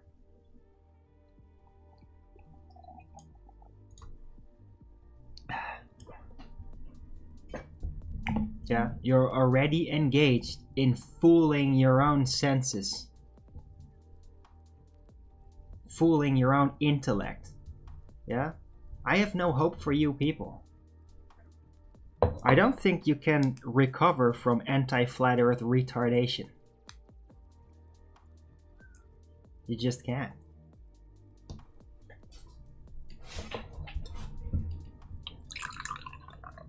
You ever seen objects appear to move up and down through the hot air coming off the road? Yeah. Definitely. Have you ever seen objects move up and down through hot air when they're behind a physical obstruction? Daryl Oates? Have you ever seen that? Yeah?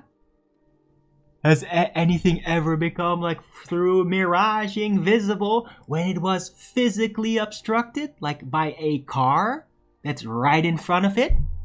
Did refraction ever make something behind the car visible again? That's literally geometrically behind the car? No. No, what refraction does is something that is in a straight line of sight to you without physical obstruction. It can move it around. It can move it up and down. But it can only do that because it's not physically obstructed to your straight line of sight, dumbass.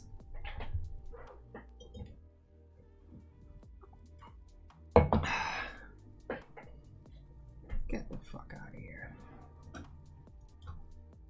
Unbelievable.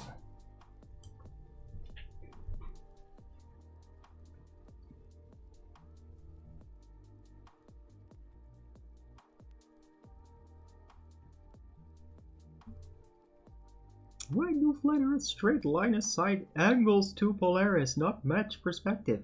Because perspective doesn't apply to the celestial lights. Perspective only applies to objects that have an actual size and position in Euclidean space. Celestial lights don't. The only thing we have about celestial lights is angular data. We don't have actual positions or sizes at all. So, perspective is not going to apply because you don't have an actual distance to it.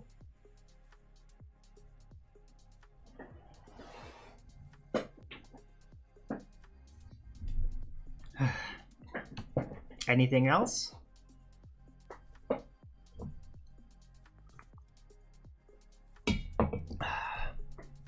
Aziz, you're so enthusiastic. I would prefer an empty chat to answering questions. What, you mean the questions that I literally do answer and I just kick trollish whiny bitches out? No, I've actually answered every single question, even the really fucking stupid ones.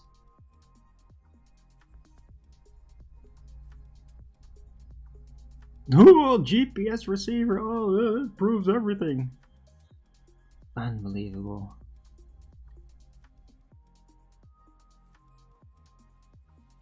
Answers are hilarious. Yeah, they're very hilarious. Yeah, they prove ball assumptions wrong.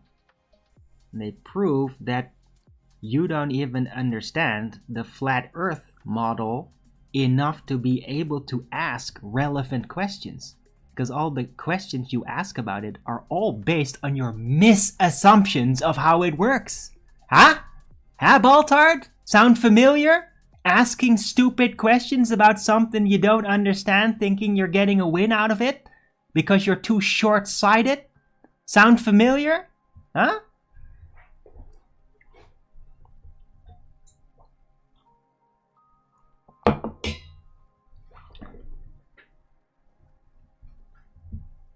Thanks for the answer, Arwen. You're welcome.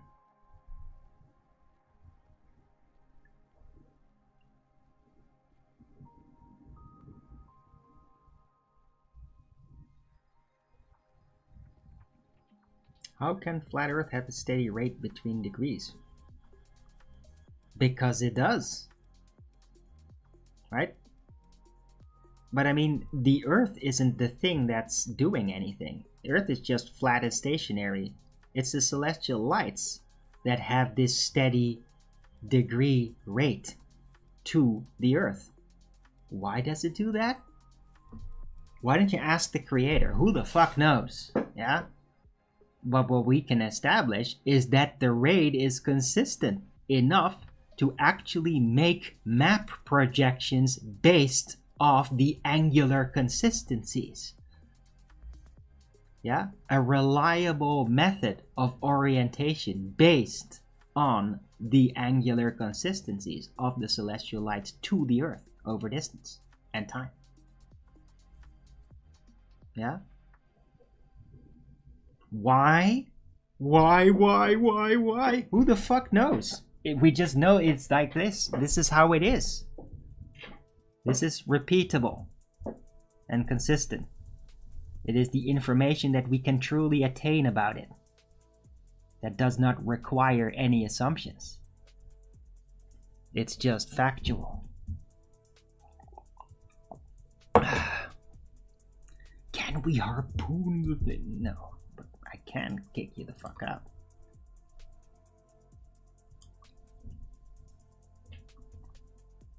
Yeah, if you're just gonna get silly and stupid about it, I'll just kick you the fuck out. Yeah, if you want to make fun of flat Earth, if you want to squirt over it, just go to your stupid Discord forums and just hang around with the other baltards making fun of flat Earth. Don't do that in my chat.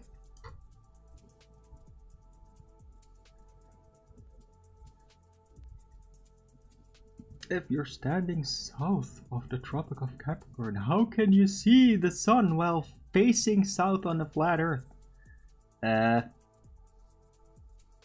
Well, it's over there. Yeah, that's where the angle of the sun is. Oh, what? You thought that I was going to hold on to that misassumption? That the sun is a physical thing that's in a literal position over the flat Earth disk? Did you? Did you think that I was assuming that? When all I've done here is explain how the sun and the moon and the celestial lights are non-local holographic angular manifestations and don't have an actual position in Euclidean space or actual distance? Yeah. The angular position of the sun south of the equator is at its angle because that's how it is. It's at that angle.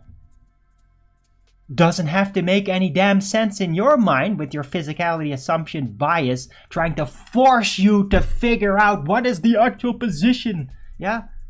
It doesn't have an actual position. It has an angle to you. And the angle that it is the way it is.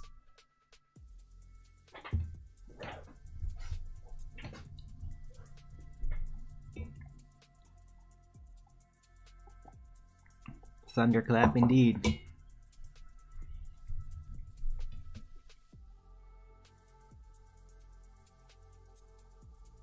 The sun follows the Tropic of Capricorn in December. Yeah, I'm sure it does. Right? That's called angular consistency. It follows the pattern across the apparent celestial sphere, as do all celestial lights. And that's what it does. What's wrong with it? Hey! Yeah, good point. What is wrong with the chat? That's weird. Thanks for telling me. I didn't notice that. I have to reset it. Refresh cache. What the hell? Okay, that's not good.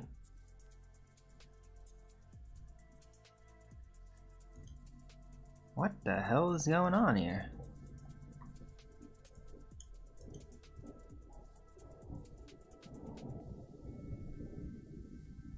Okay, that's weird. Let me try to... Wait, what?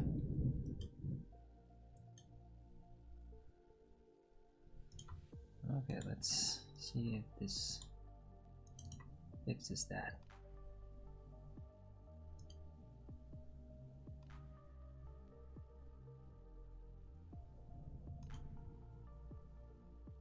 Did it fix that? Yeah. There was something weird with the input there.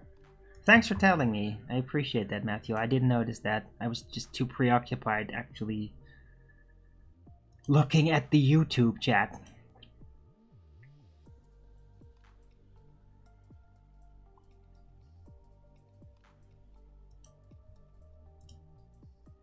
Alright, hope everybody's enjoying the show thus far. If you are, don't forget to Rogan's it up and share it. 55 watching. What is going on? Is it like full ball tart reinforcement happening or something? Is ever, or whatever. I don't care. You can all watch my show. I'm still going to do what I'm going to do. 8 Rogan's up. Nice. God of Thunder. Okay.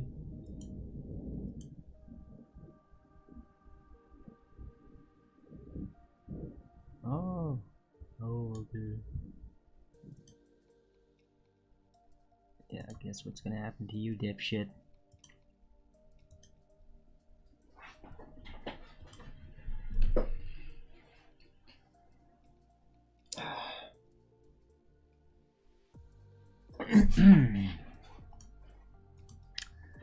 Wow.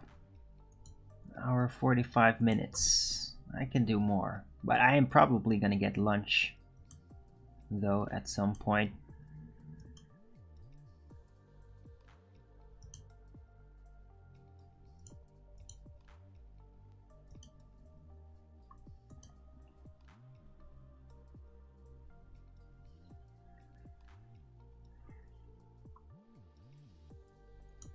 Yeah. Damn, there's a lot of thunder happening out there.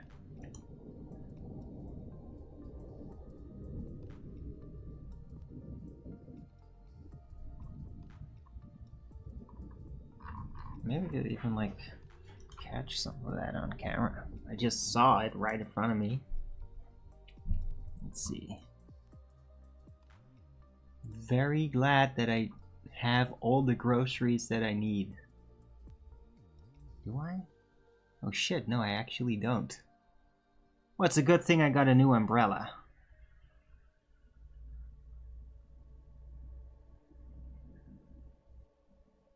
Some more third lunch for hobbitses. That's hilarious. 1 hour 45. This presentation is going to be easy for you. Time flies when you're speaking facts. Yeah, but I mean, it's different though, because people are actually like saying things to me and I'm responding. That's very easy for me. Now, actually like rolling out a story from beginning to end and not like make it stumble and all that, that is different. That is a bit more difficult. Especially when I have to do it in a language that I'm not used to explaining things in. Umbrella lightning rod? Yeah, well, it's plastic, so don't worry about it. And besides, there are tons of trees that are around me, so it's not gonna hit me. Nonsense. Right.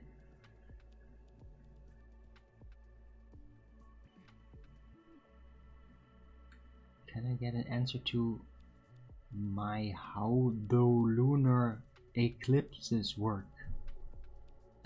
Well,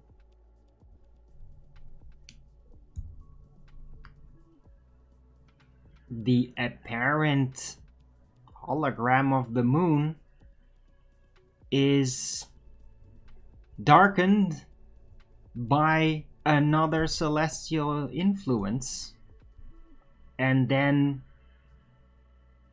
it changes the way it looks, becomes red, weirdly enough, and then it changes back. I mean, yeah, it is what it is.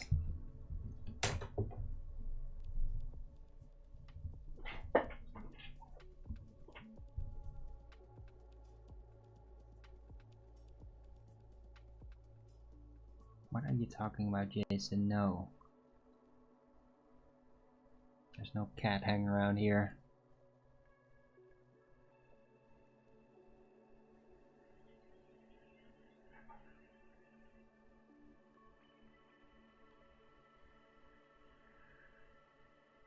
Oh, thanks, Aziz. I know, they're all trying to get to me. It's not gonna work, dude. I mean, I've done this like... I've been part of the flat earth debates in like its peak phase. Like actually facing these same baltards that are now like just spamming the chats. Well, I've like verbally debated your predecessors. Yeah? I've went through all the psychological hoops. I've analyzed every tactic years ago. Yeah, there's nothing you guys could say in my chat that I can't analyze to the nth detail and explain exactly what's happening and what you're doing and why and how that makes you feel. Yeah? So there's no surprises. I've seen all of it. Do I debate anymore? I'm debating a bunch of people in the chat right now. Yeah, they make a remark, I respond. Then they move on to something else, or they nah it without a proper technical rebuttal. Like, people asking these questions, they don't even know the details that are involved in the very question they're asking. I do know the details of the question you're asking. And I can explain to you why the question is wrong. Based on misassumptions. I know all these things because I'm an expert at it. Doesn't mean that I particularly like debating baltards and their mind twists. I don't exactly like having to be dealing with psychological manipulation of themselves and others.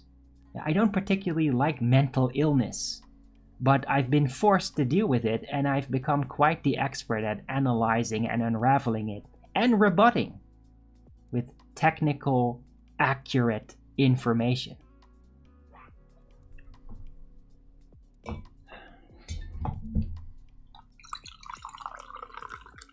We should have an actual debate. No, we shouldn't. Shouldn't waste my damn time with your horse shit.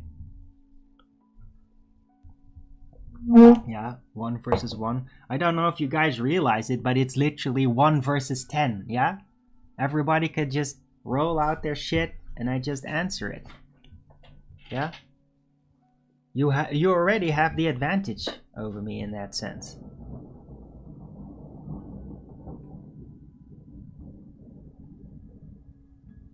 How can we predict the sunspots before they appear?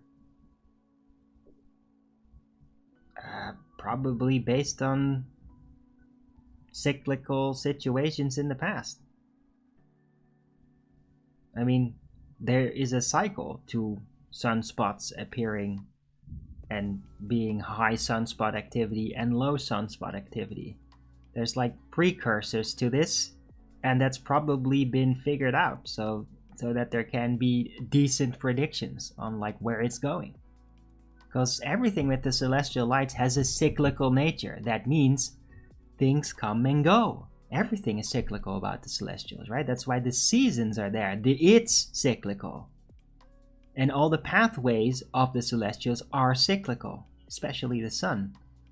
And so it wouldn't be surprising at all to realize that sunspot activity is gonna have a cyclical nature to it as well, as does everything else celestial related. Yeah?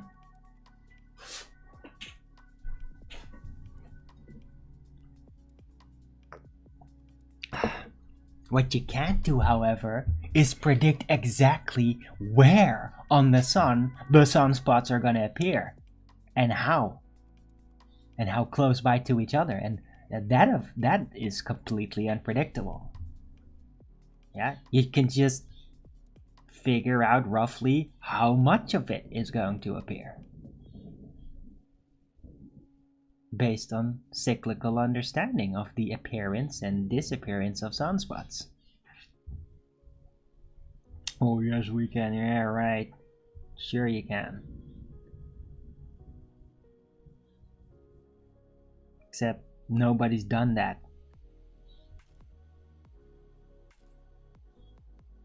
Yeah, all you get about sunspots is just the amount of it. How much sunspots? You don't predict like the pattern of the visuals of it. Nobody's ever done that. So you could just say, oh yeah, we can. Oh yeah. Oh, based on what? Based on that you've never done that before. Oh, they have. Nonsense. Prove it, dumbass. Prove it.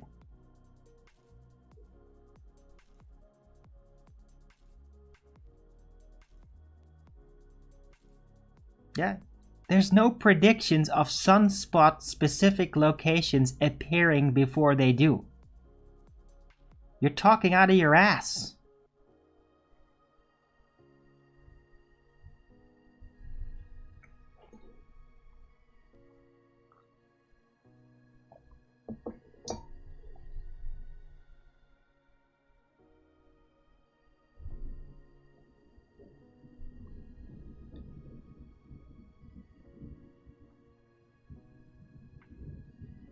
What are you talking about, Wolfpack? Oakley speaking at the conference in the Netherlands? What conference in the Netherlands? I don't think he's coming here. I don't know what the hell what happened on some other conference.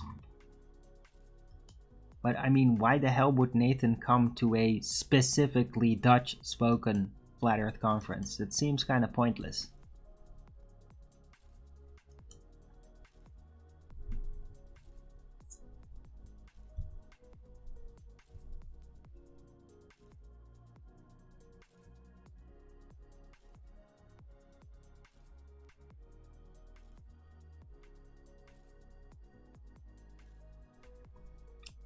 Is there still anybody sensible out there?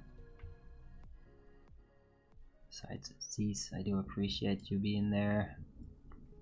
I'm just getting kinda tired of all the ball-tarded bullshit.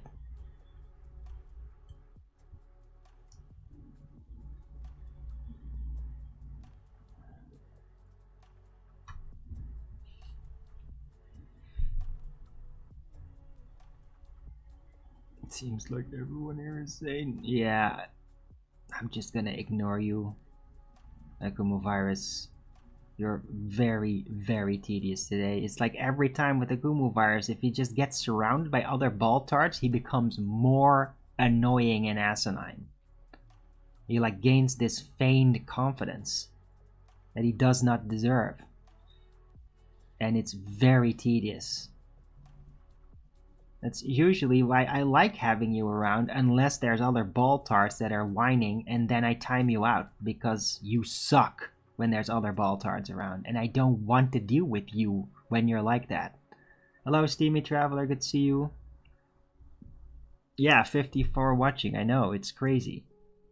Also, I finally passed the 3,000 subscriber mark. How about that, eh, Steamy Traveler? Pretty cool, right?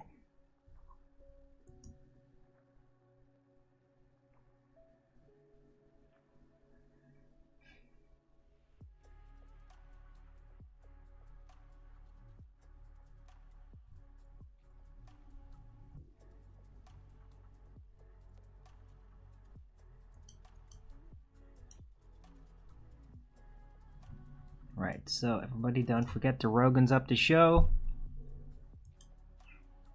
And hey, if you like what I do here, and like how I'm handling the situation, by all means support me through the PayPal, Patreon, the Gifts and Go. Links are in the description box below. Support your local Arwen. Thank Mattoon? No, I'm not thanking any anti-flat earther for anything. I'm gonna thank people that sent me support through the PayPal. That's what I'm gonna do. Hey, Jason McCormack, you're gonna go get lunch? Yeah, not yet. Almost. I'm not there yet. He got me more subscribers? Oh, okay.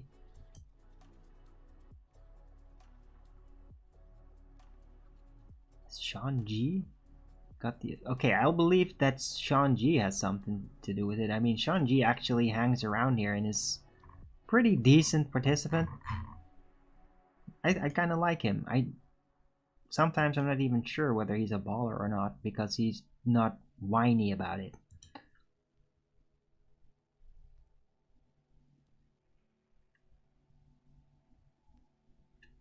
Is it true they were talking about me on Mechtoon? I don't know. First time hearing of it. Maybe they were. Who knows, man?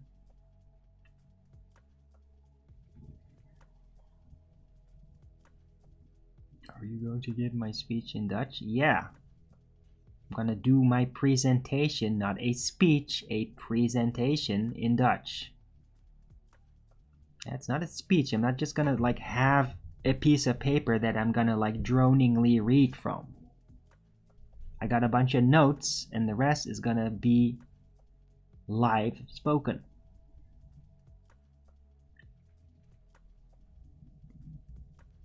And I don't exactly know how that's gonna roll out. It might be a bit clunky.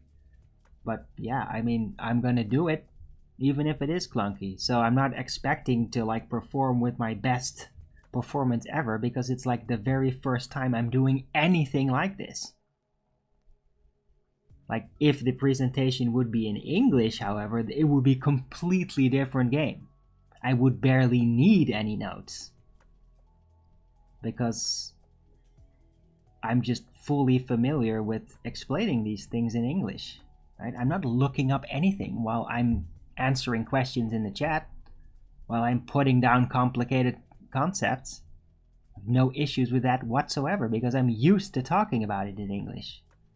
It's all second nature to me. But the Dutch, that's different.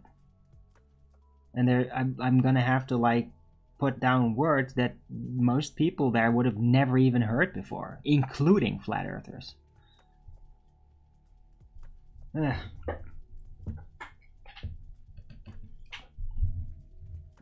Will I show proof of what I'm talking about? Yeah, I will. I'll show the Black Swan video. That's That's really all the proof I need.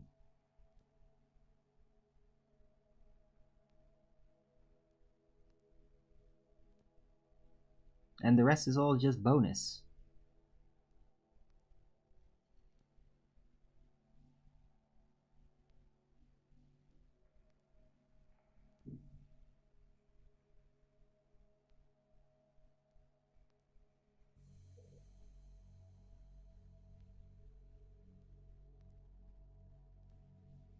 Yeah, thanks, Aziz. I didn't know you were still following me so closely.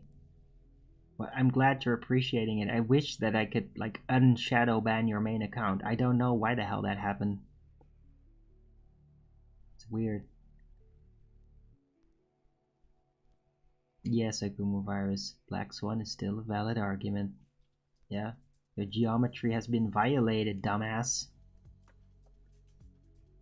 Are you just gonna keep pushing it today until I kick you out? Because at some point, I'm not just gonna time you out 24 hours anymore. I'm just going to kick you out for being increasingly, exponentially tedious.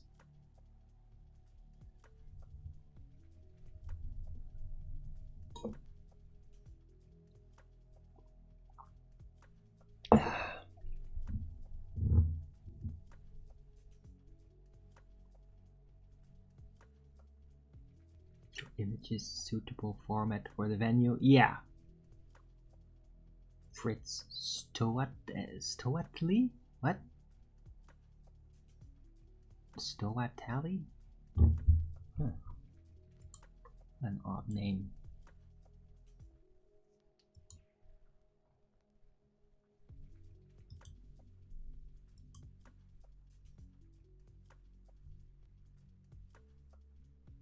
Make sure 11 frames don't go missing somehow.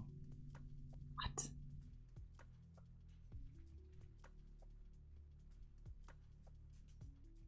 That's really fucking stupid and irrelevant.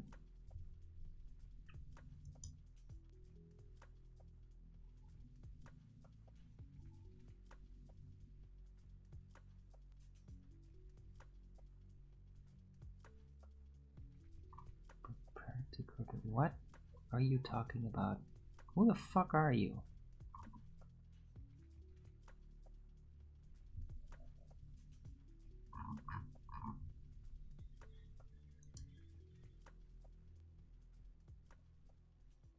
I don't care how many soccer accounts you have. If you start blabbering bullshit, I'm gonna kick you out.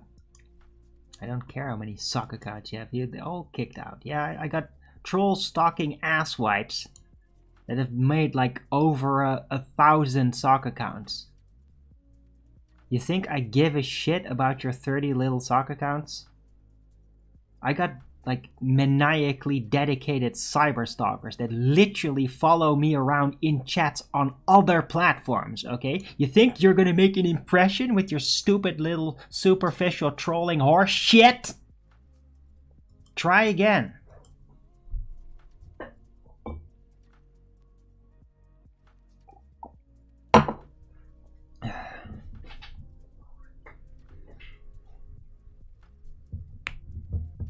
Could have those 3,000. No, definitely not. Yes, Steamy Traveler, he still does.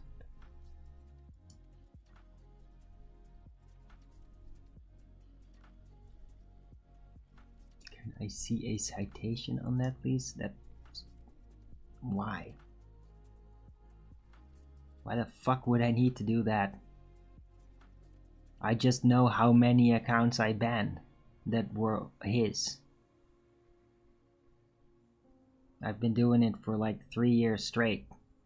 Almost on a daily basis. A lot. Yeah, sometimes like 10 a day.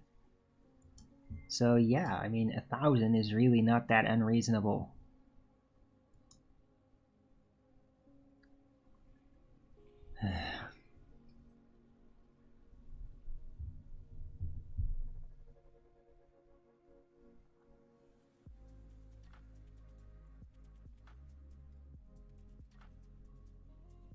False experiment. final experiment is a false dichotomy. Well, it's a test. It's not an experiment, and it is, people are invested in it because of a false dichotomy between models. That's correct. Why can't socks be subscribers? Because they get deleted again.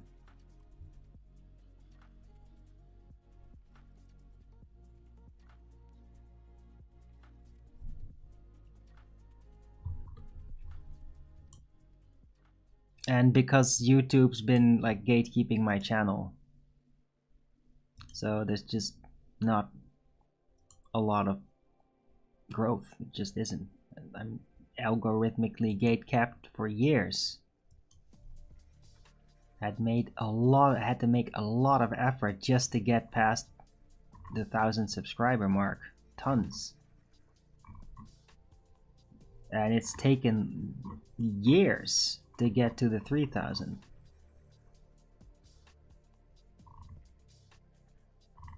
Right?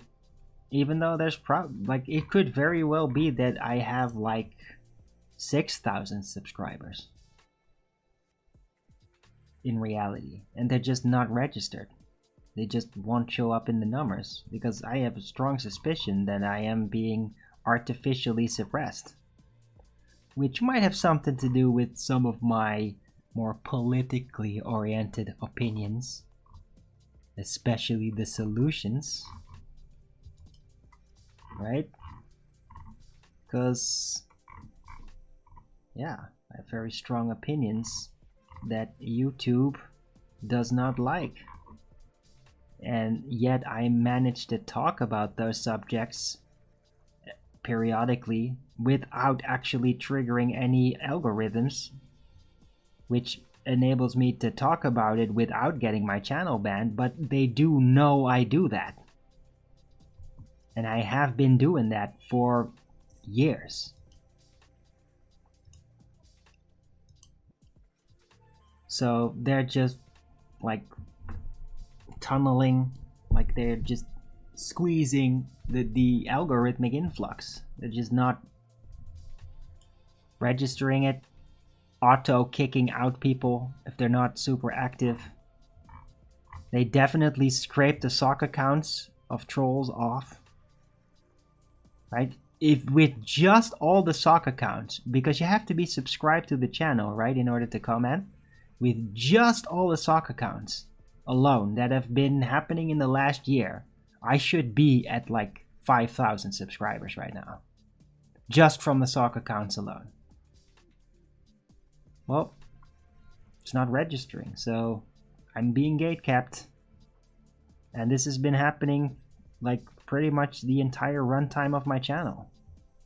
Lots of people know about me. Lots of people will even reference me or say hello to me because they know about me. Yet I have like one of the smallest YouTube channels of most flat earthers. It's nuts.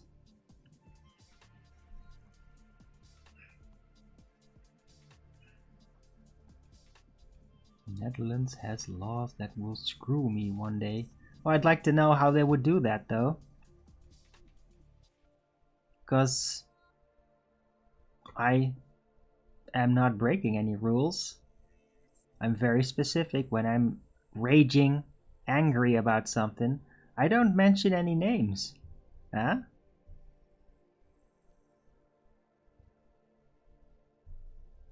So I am very meticulous in when I express my criticism politically, and there's literally nothing in the fucking world they can do about it.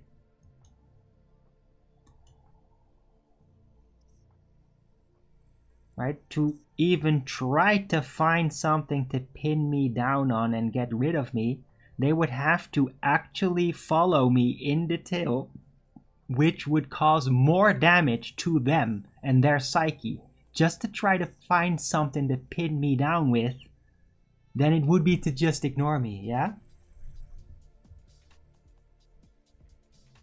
Isn't that just funny?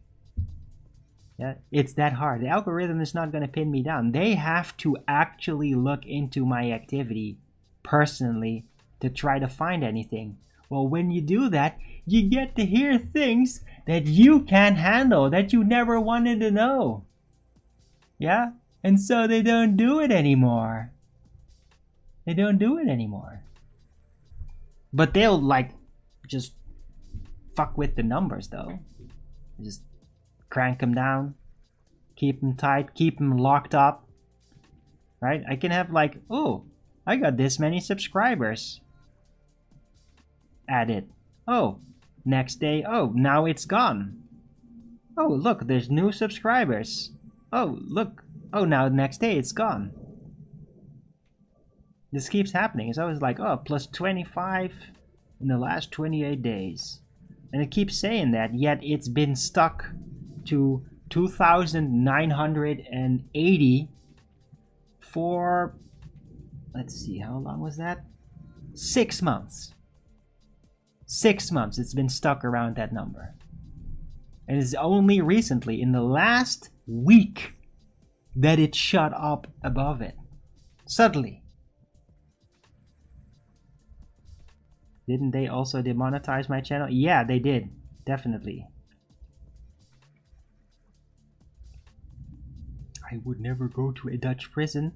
Well, I don't know how the hell I would accomplish going to a Dutch prison. I'm not like copy pasting memes on Facebook and like criticizing politicians by name like that. I'm not involved in that sort of way. That's how they get you. That's how they put you in prison with the gulag. Yeah. But I can make generic comments. It's no problem. I can share my opinion on how I think the situation should be resolved without naming any names, right? So it works. It has worked, and it's going to keep working, and there's nothing they can do. So yeah, I'm not going to jail. I mean, I'm literally like, I have no criminal record. None whatsoever. Ever. Yeah. Not even like minor offenses, except, well, around the time that my mother died, I did have some like driving under influence. That did happen. And then that stopped after a while. Like, I didn't drink and drive anymore. But yeah, I had a bit of a crazy period, and that's like the only thing. I've never caused an accident, never caused anybody physical harm. Ever. Yeah. I have a complete spotless record. Completely spotless. Yeah, other than me not having like a steady job most of my life and living off welfare, I have an absolutely spotless record.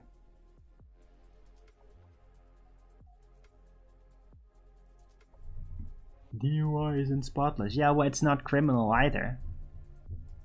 Yeah, and I did my course on how to not drink and drive. I did that part. Yeah, it's not criminal. It's not a criminal action.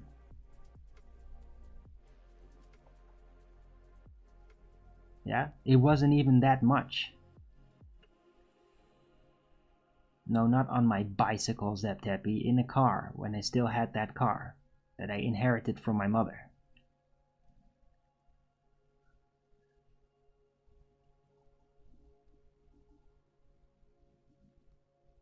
But yeah, it is a spotless record.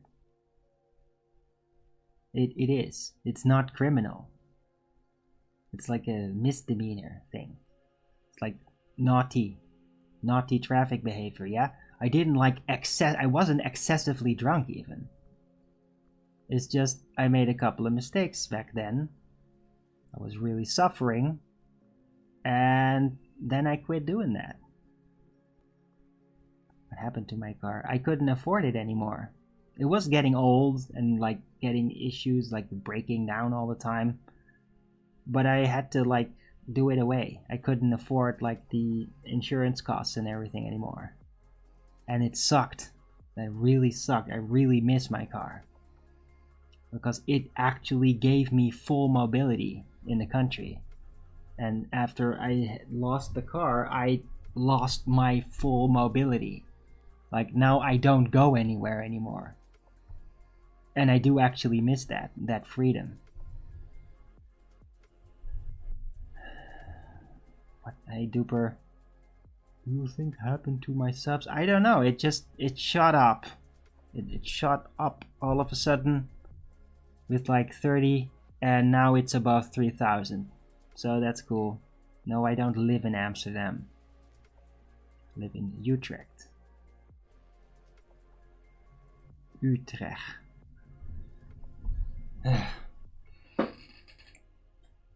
63 viewers is great. Yeah, I'm sure it is. Don't forget to Rogans it up and support me through the PayPal. I can really use the support.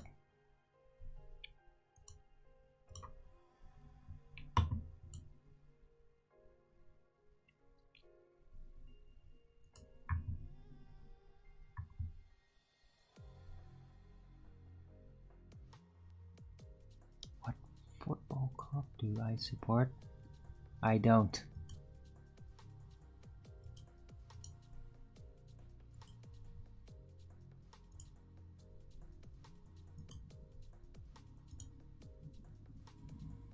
But as a standard, I am for FC Utrecht because I live there and that's like the minimum I can do, but I don't follow any of it. I don't really care.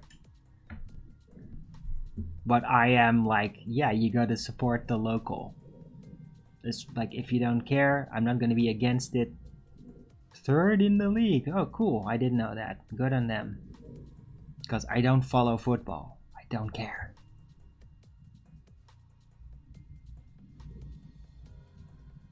Yeah, the only thing about football, soccer, that I follow is like international competition.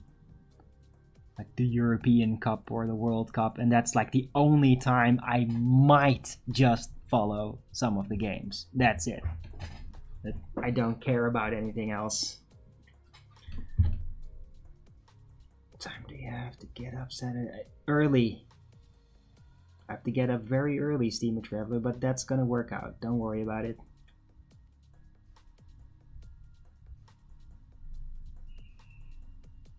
You can see me as a winger. Well, that's really cute that you're gonna fantasize me about being a professional football player. I'm not.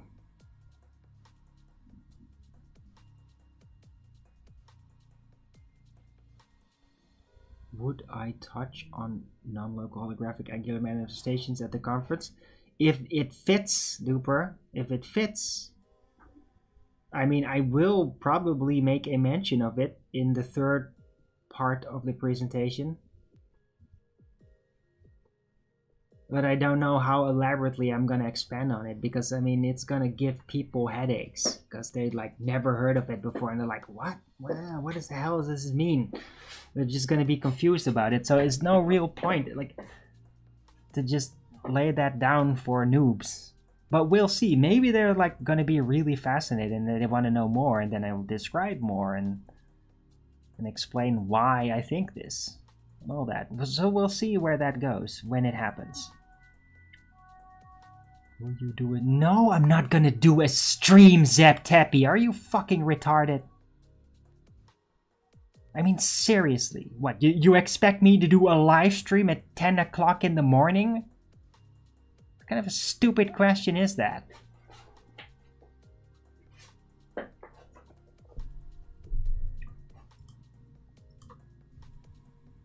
Oh, look, more triggered troll retards.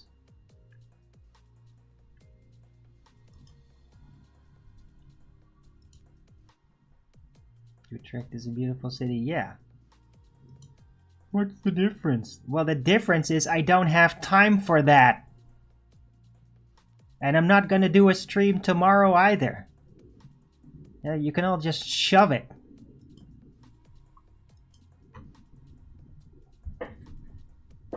I got better things to do than entertain a bunch of baltards.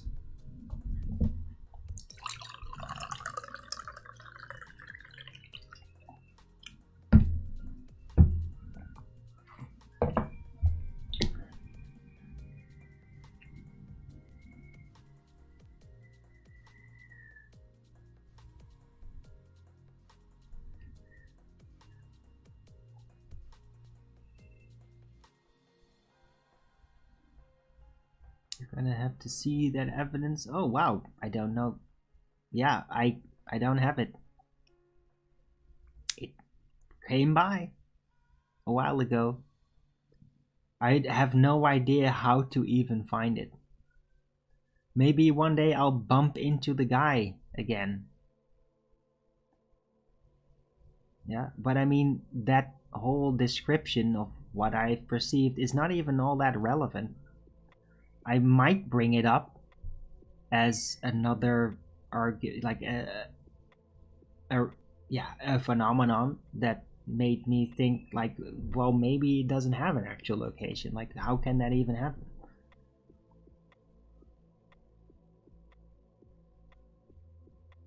Talking in front of many people in person, a nightmare. No, it's not.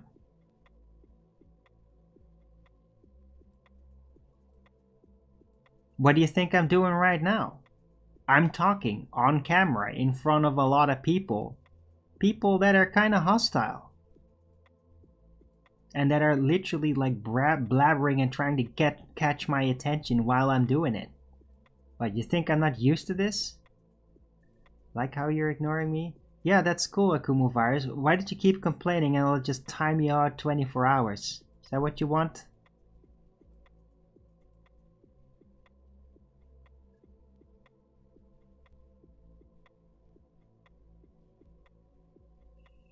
Yeah, I don't need any advice on what to do.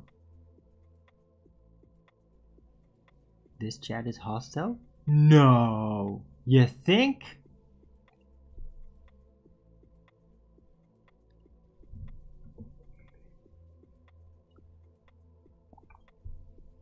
Not in person? Yeah.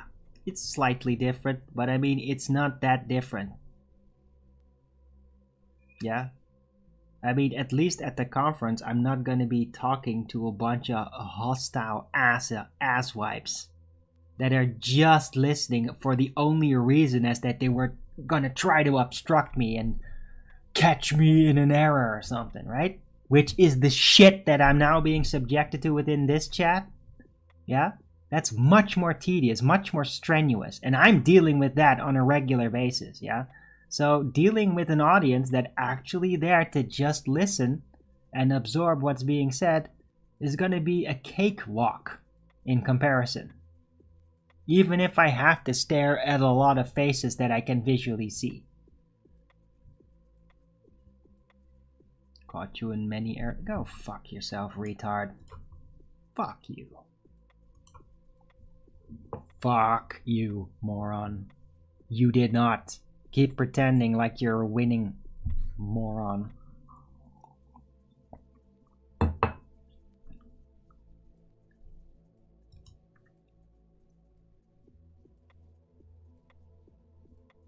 I have no idea what the fuck you're talking about, Stormwing. I'm not doing anything. It's on Saturday and that's what it is.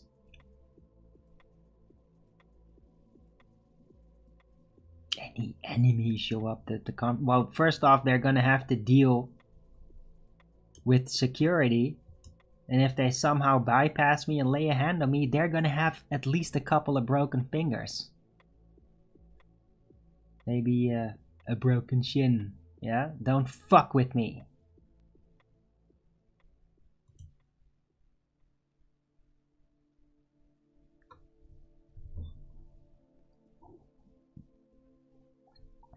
The cake at the conference is a lie. There is only fly. Okay, that's hilarious, Duka Nuku.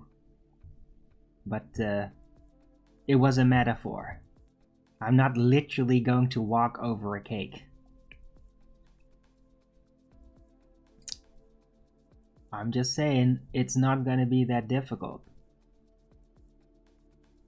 The real difficulty for me will be to stay fluid in what I'm going to be talking about, not get distracted by not figuring out in the moment the right words in Dutch. Like, that's the challenge. That's where the difficulty will lie for me.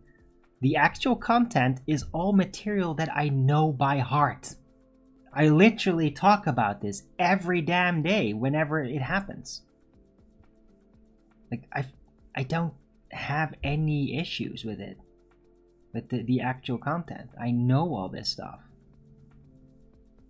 It's just how to translate it in Dutch can be a bit difficult because some of it is very technical.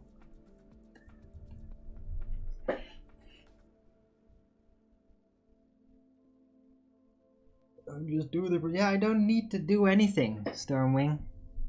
I don't need to do anything. I don't need more preparation. I don't need more advice. I don't need to inform you of the details of everything. I don't need to do anything. I'm fine. I'm good. Thanks. Thanks for the concern.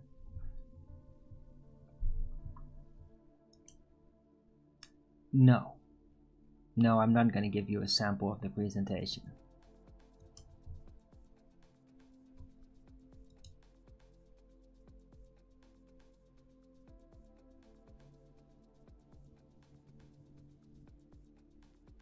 Oh, you know that? Yes, Derpy, I know.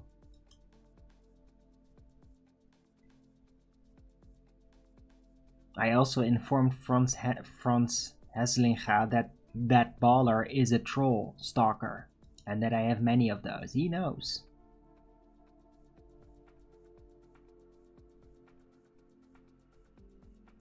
No, the conference will not be live streamed. Why the fuck do you people keep asking that question? Like, why? Why would you expect a conference that you're gonna have to pay for to get in is just gonna live stream it all for free? That's idiotic.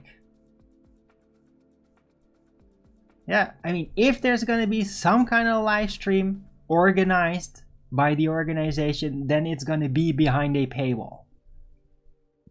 But I mean, why would they? Why would they do that? No, you're just gonna have to be there and pay for that, or you're not gonna get to see a live stream. Pay-per-view stream? Maybe. I don't know. Maybe it'll be there. I don't think so, though. I mean, that requires a lot of organization. You have to have like the whole system on a website to secure that. It's quite the hassle. I don't think it's gonna be there. I mean, this man the organizer hasn't organized that many Flat Earth conferences yet. So it's still in the development stage. He's not ready to do advanced applications like pay-per-view live stream. I mean, that is quite a lot of work to prepare that. No, not pay-per-view. Pay-per-view.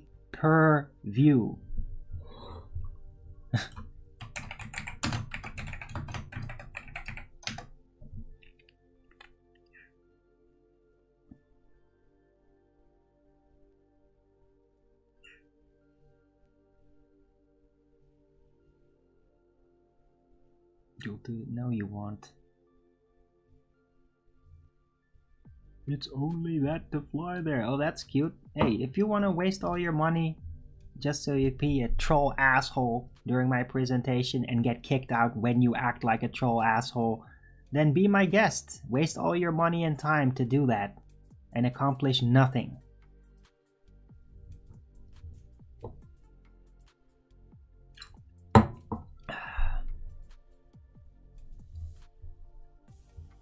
No, Duper, that's retarded.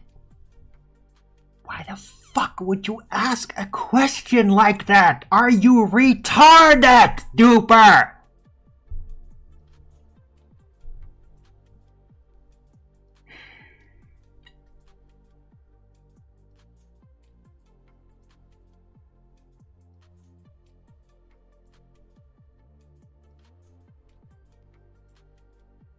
Why? Why would you ask that? What the fuck is wrong with you, dude?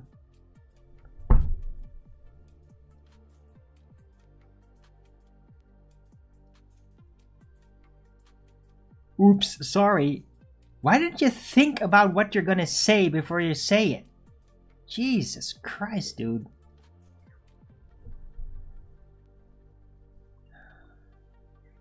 I don't need your fucking protection. Fuck off, dude.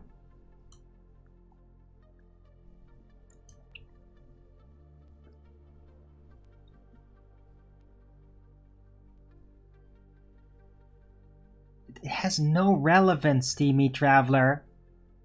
Just the entire premise is idiotic. Why? Just why the fuck would anybody do that? Makes no goddamn sense. Like, I have no power. I have no political influence. I can't do anything but just sit here and talk. That's all. Why the fuck would anything or anybody try to do something to me? Makes no goddamn sense. It's idiotic. The suggestion is absolutely idiotic.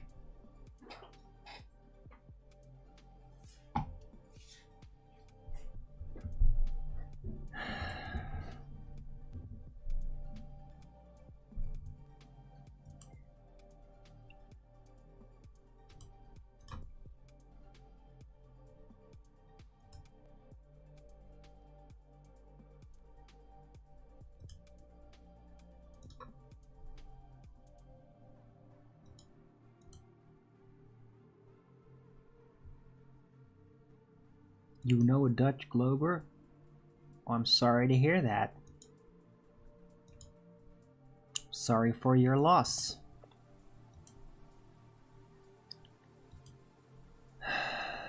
Right. Where the fuck are the rest of the wrenches? I need a wrench here. Why the fuck does nobody ever show up during my stream?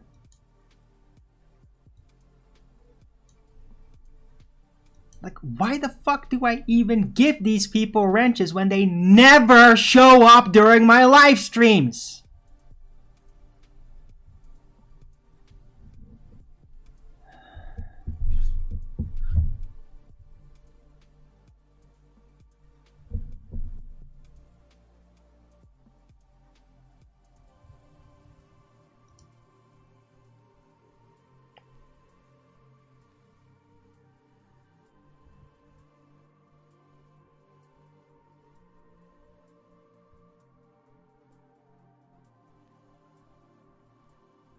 I don't know who the fuck McFlatty is, Stephen Jarvis, and I don't care.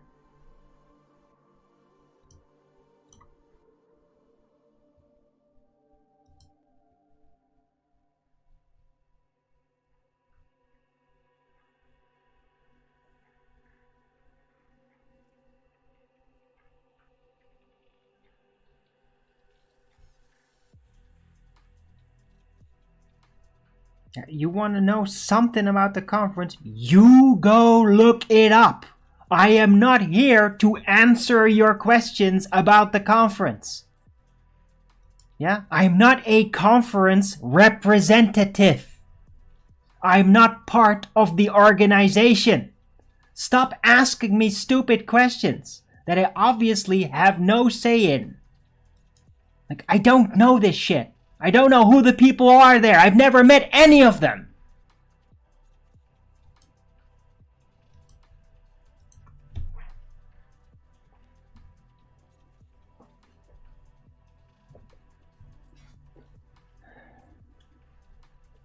You don't understand why they don't record? Who's to say they won't record it? They might record it. They probably will. That's not the same as live streaming it, though. That's a completely different category.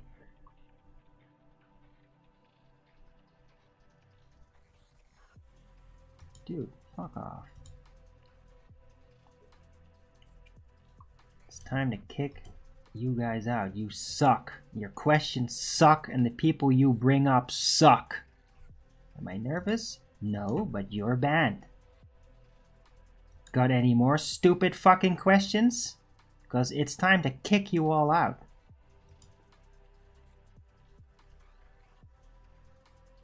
There will be no recordings. Good.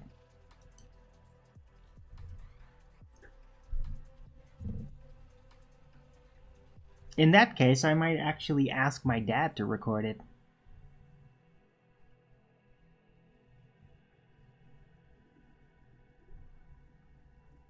Why is that good, though?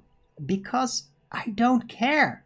I don't care for all your freaky bullshit. I need to see it. Go fuck yourself. You got it? Go fuck yourself. I don't give a shit that you're all obsessing over this stupid conference appearance. Go fuck yourself. Nobody cares. Nobody cares about your stupid ass obsession. Yeah. I'm gonna do a conference speech, a presentation, and nobody cares. It's none of your business. It's not gonna be some revolutionary new information that I haven't talked about a goddamn 1,000 times already. Yeah? Nobody cares. Fuck off.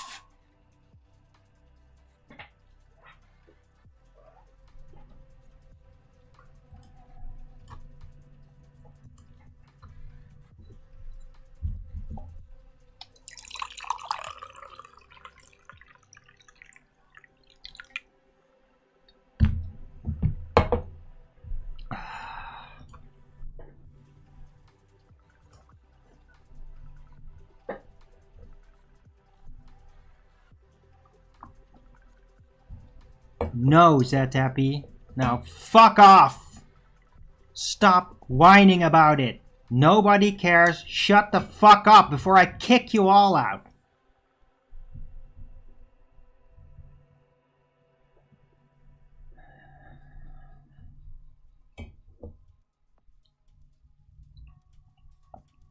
I'm gonna time you out now, Derpy. I'm fucking sick of it. I'm sick of your fucking remarks. I'll see you in 3 days.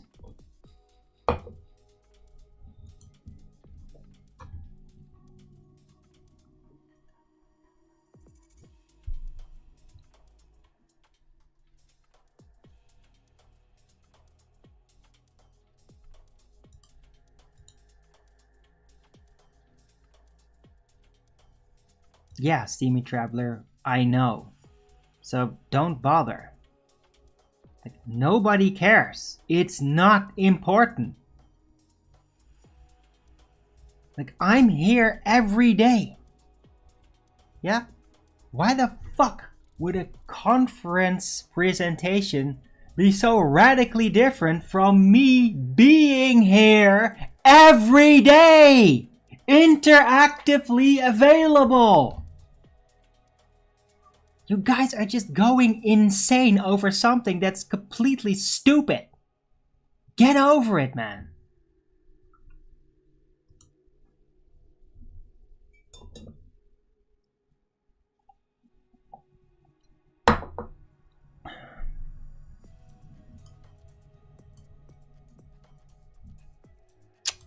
Fuck you.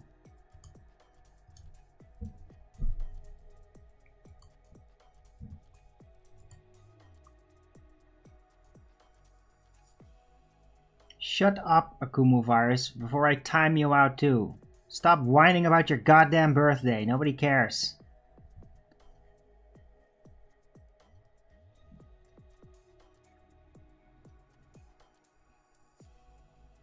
No, it wasn't. It was a stupid sock account, Steamy Traveler. Hey, Sean G. Good to see you. Right, I would like to get some lunch, but I don't feel I can actually trust to just leave this chat alone with all these fucking insane people and trolls. Yeah, that is a flat earther, that's right.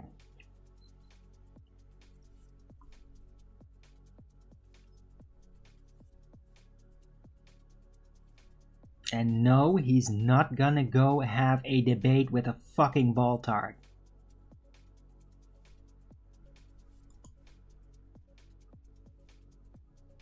You're welcome, Arwin. Okay.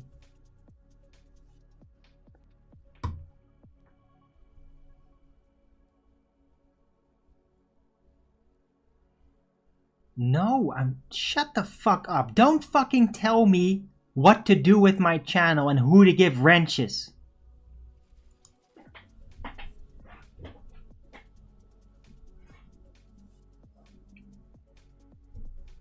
Yeah, Steamy Traveler. Yeah, he does.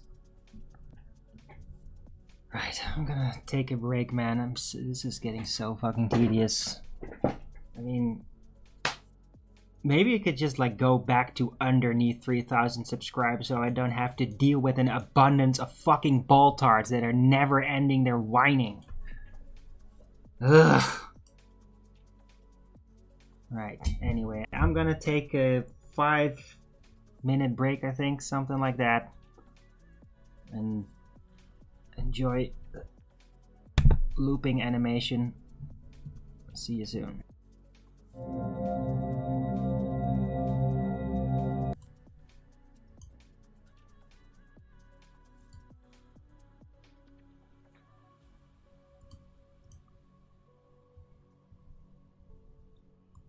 If you are, don't forget to Rogan's it up, and please consider supporting me through the PayPal, Patreon, or the Give Send Go.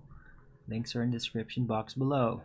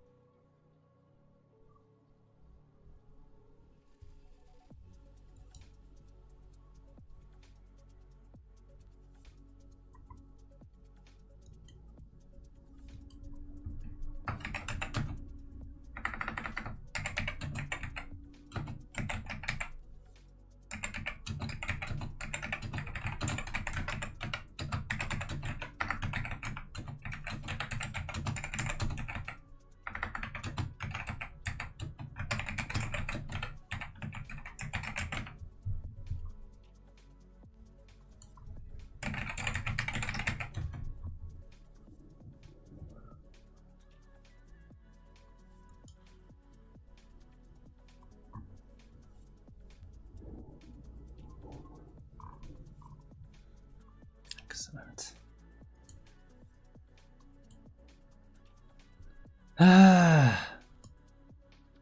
I'm really looking forward to the presentation though in 2 days. It feels like it's tomorrow already, but that's good. I am really looking forward to it because it's like, even if I kind of like stumble and all that, I know that despite that I'll still do very good. That's the funny thing about it. It's like I've been dealing with this information for so long that even if I somehow, because of nerves or because I like get a blank, right, for some reason, I'll still be doing great. Like, I know it's not even like I'm just telling myself. No, I feel it. I know I'll be doing great one way or the other. Like, it might not be like the perfect ultimate first presentation, but it's gonna be good. The information's gonna be good. My way of describing things are gonna be effective. It's gonna be an overall palette of useful, relevant information about flat Earth and the globe model, and it's gonna be good. It's a watershed conference. What does that mean?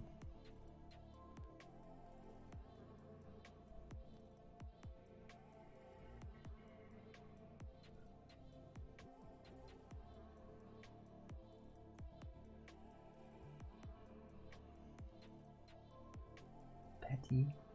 What are you talking about? Not a bunch of nonsense. Or am I worried about translating into Dutch? Yeah, a little. But I mean, there will be internet and I will be able to Google words in Dutch. So, but it might be slowing down the presentation a bit. But I'll still manage. And besides, I've been already going through the material and figuring out ahead of time what certain descriptions are in Dutch. And I got notes of that. I got notations on a piece of paper so that I can quickly find, like, oh, inverse square law of light. Oh ja, omgekeerde kwadratenwet van licht. Van het licht. So it's like, oh yeah, that's what the notes are for, to hasten things so I don't have to Google every time I bring something up. I'm well organized. I know what I'm gonna be doing. I know how it's gonna work. It's gonna work great.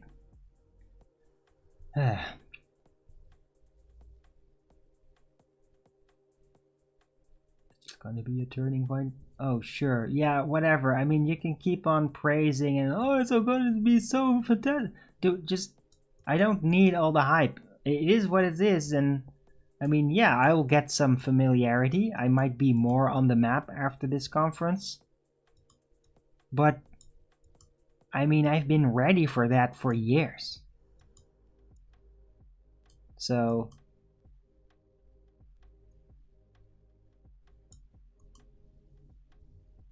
I'm good. A watershed gate? Right. No, I've not looked into other speakers' content, Stephen Jarvis. Why do you keep asking the same question? I mean, I've seen the rough titles and I already know what that's gonna be about.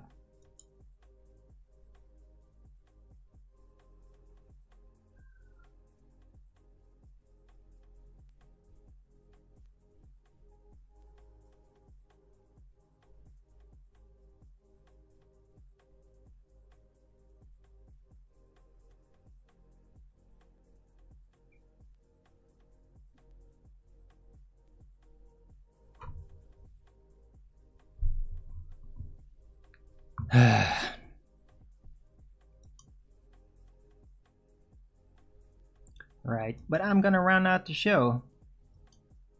Then who are you looking forward to hearing? Nobody. I'm not gonna hang around. I'm gonna arrive, do the preparation, do the presentation, maybe eat some lunch, talk to some people, and then we're gonna go away again.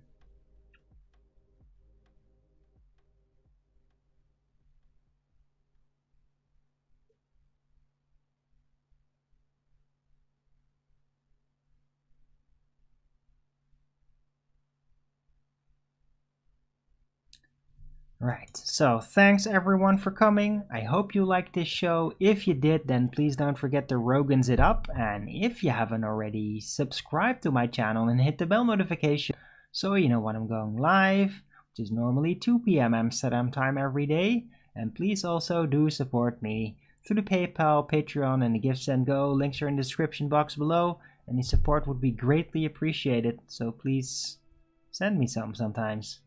Right. I'll be back not tomorrow or the day after. I'll be back coming Sunday, because tomorrow I'm just gonna need some time off to take it easy, center myself, do last preparations, and Saturday, of course, I'm gonna do the presentation right around when I normally do the show. So who knows, maybe I'll do like an afterward stream, or maybe I'll just relax the rest of the evening, and I'll be back on Sunday. Sunday the 29th of September. So everybody take it easy this weekend. Hope that you can all cope without me. And yeah, until the next video, keep it flat.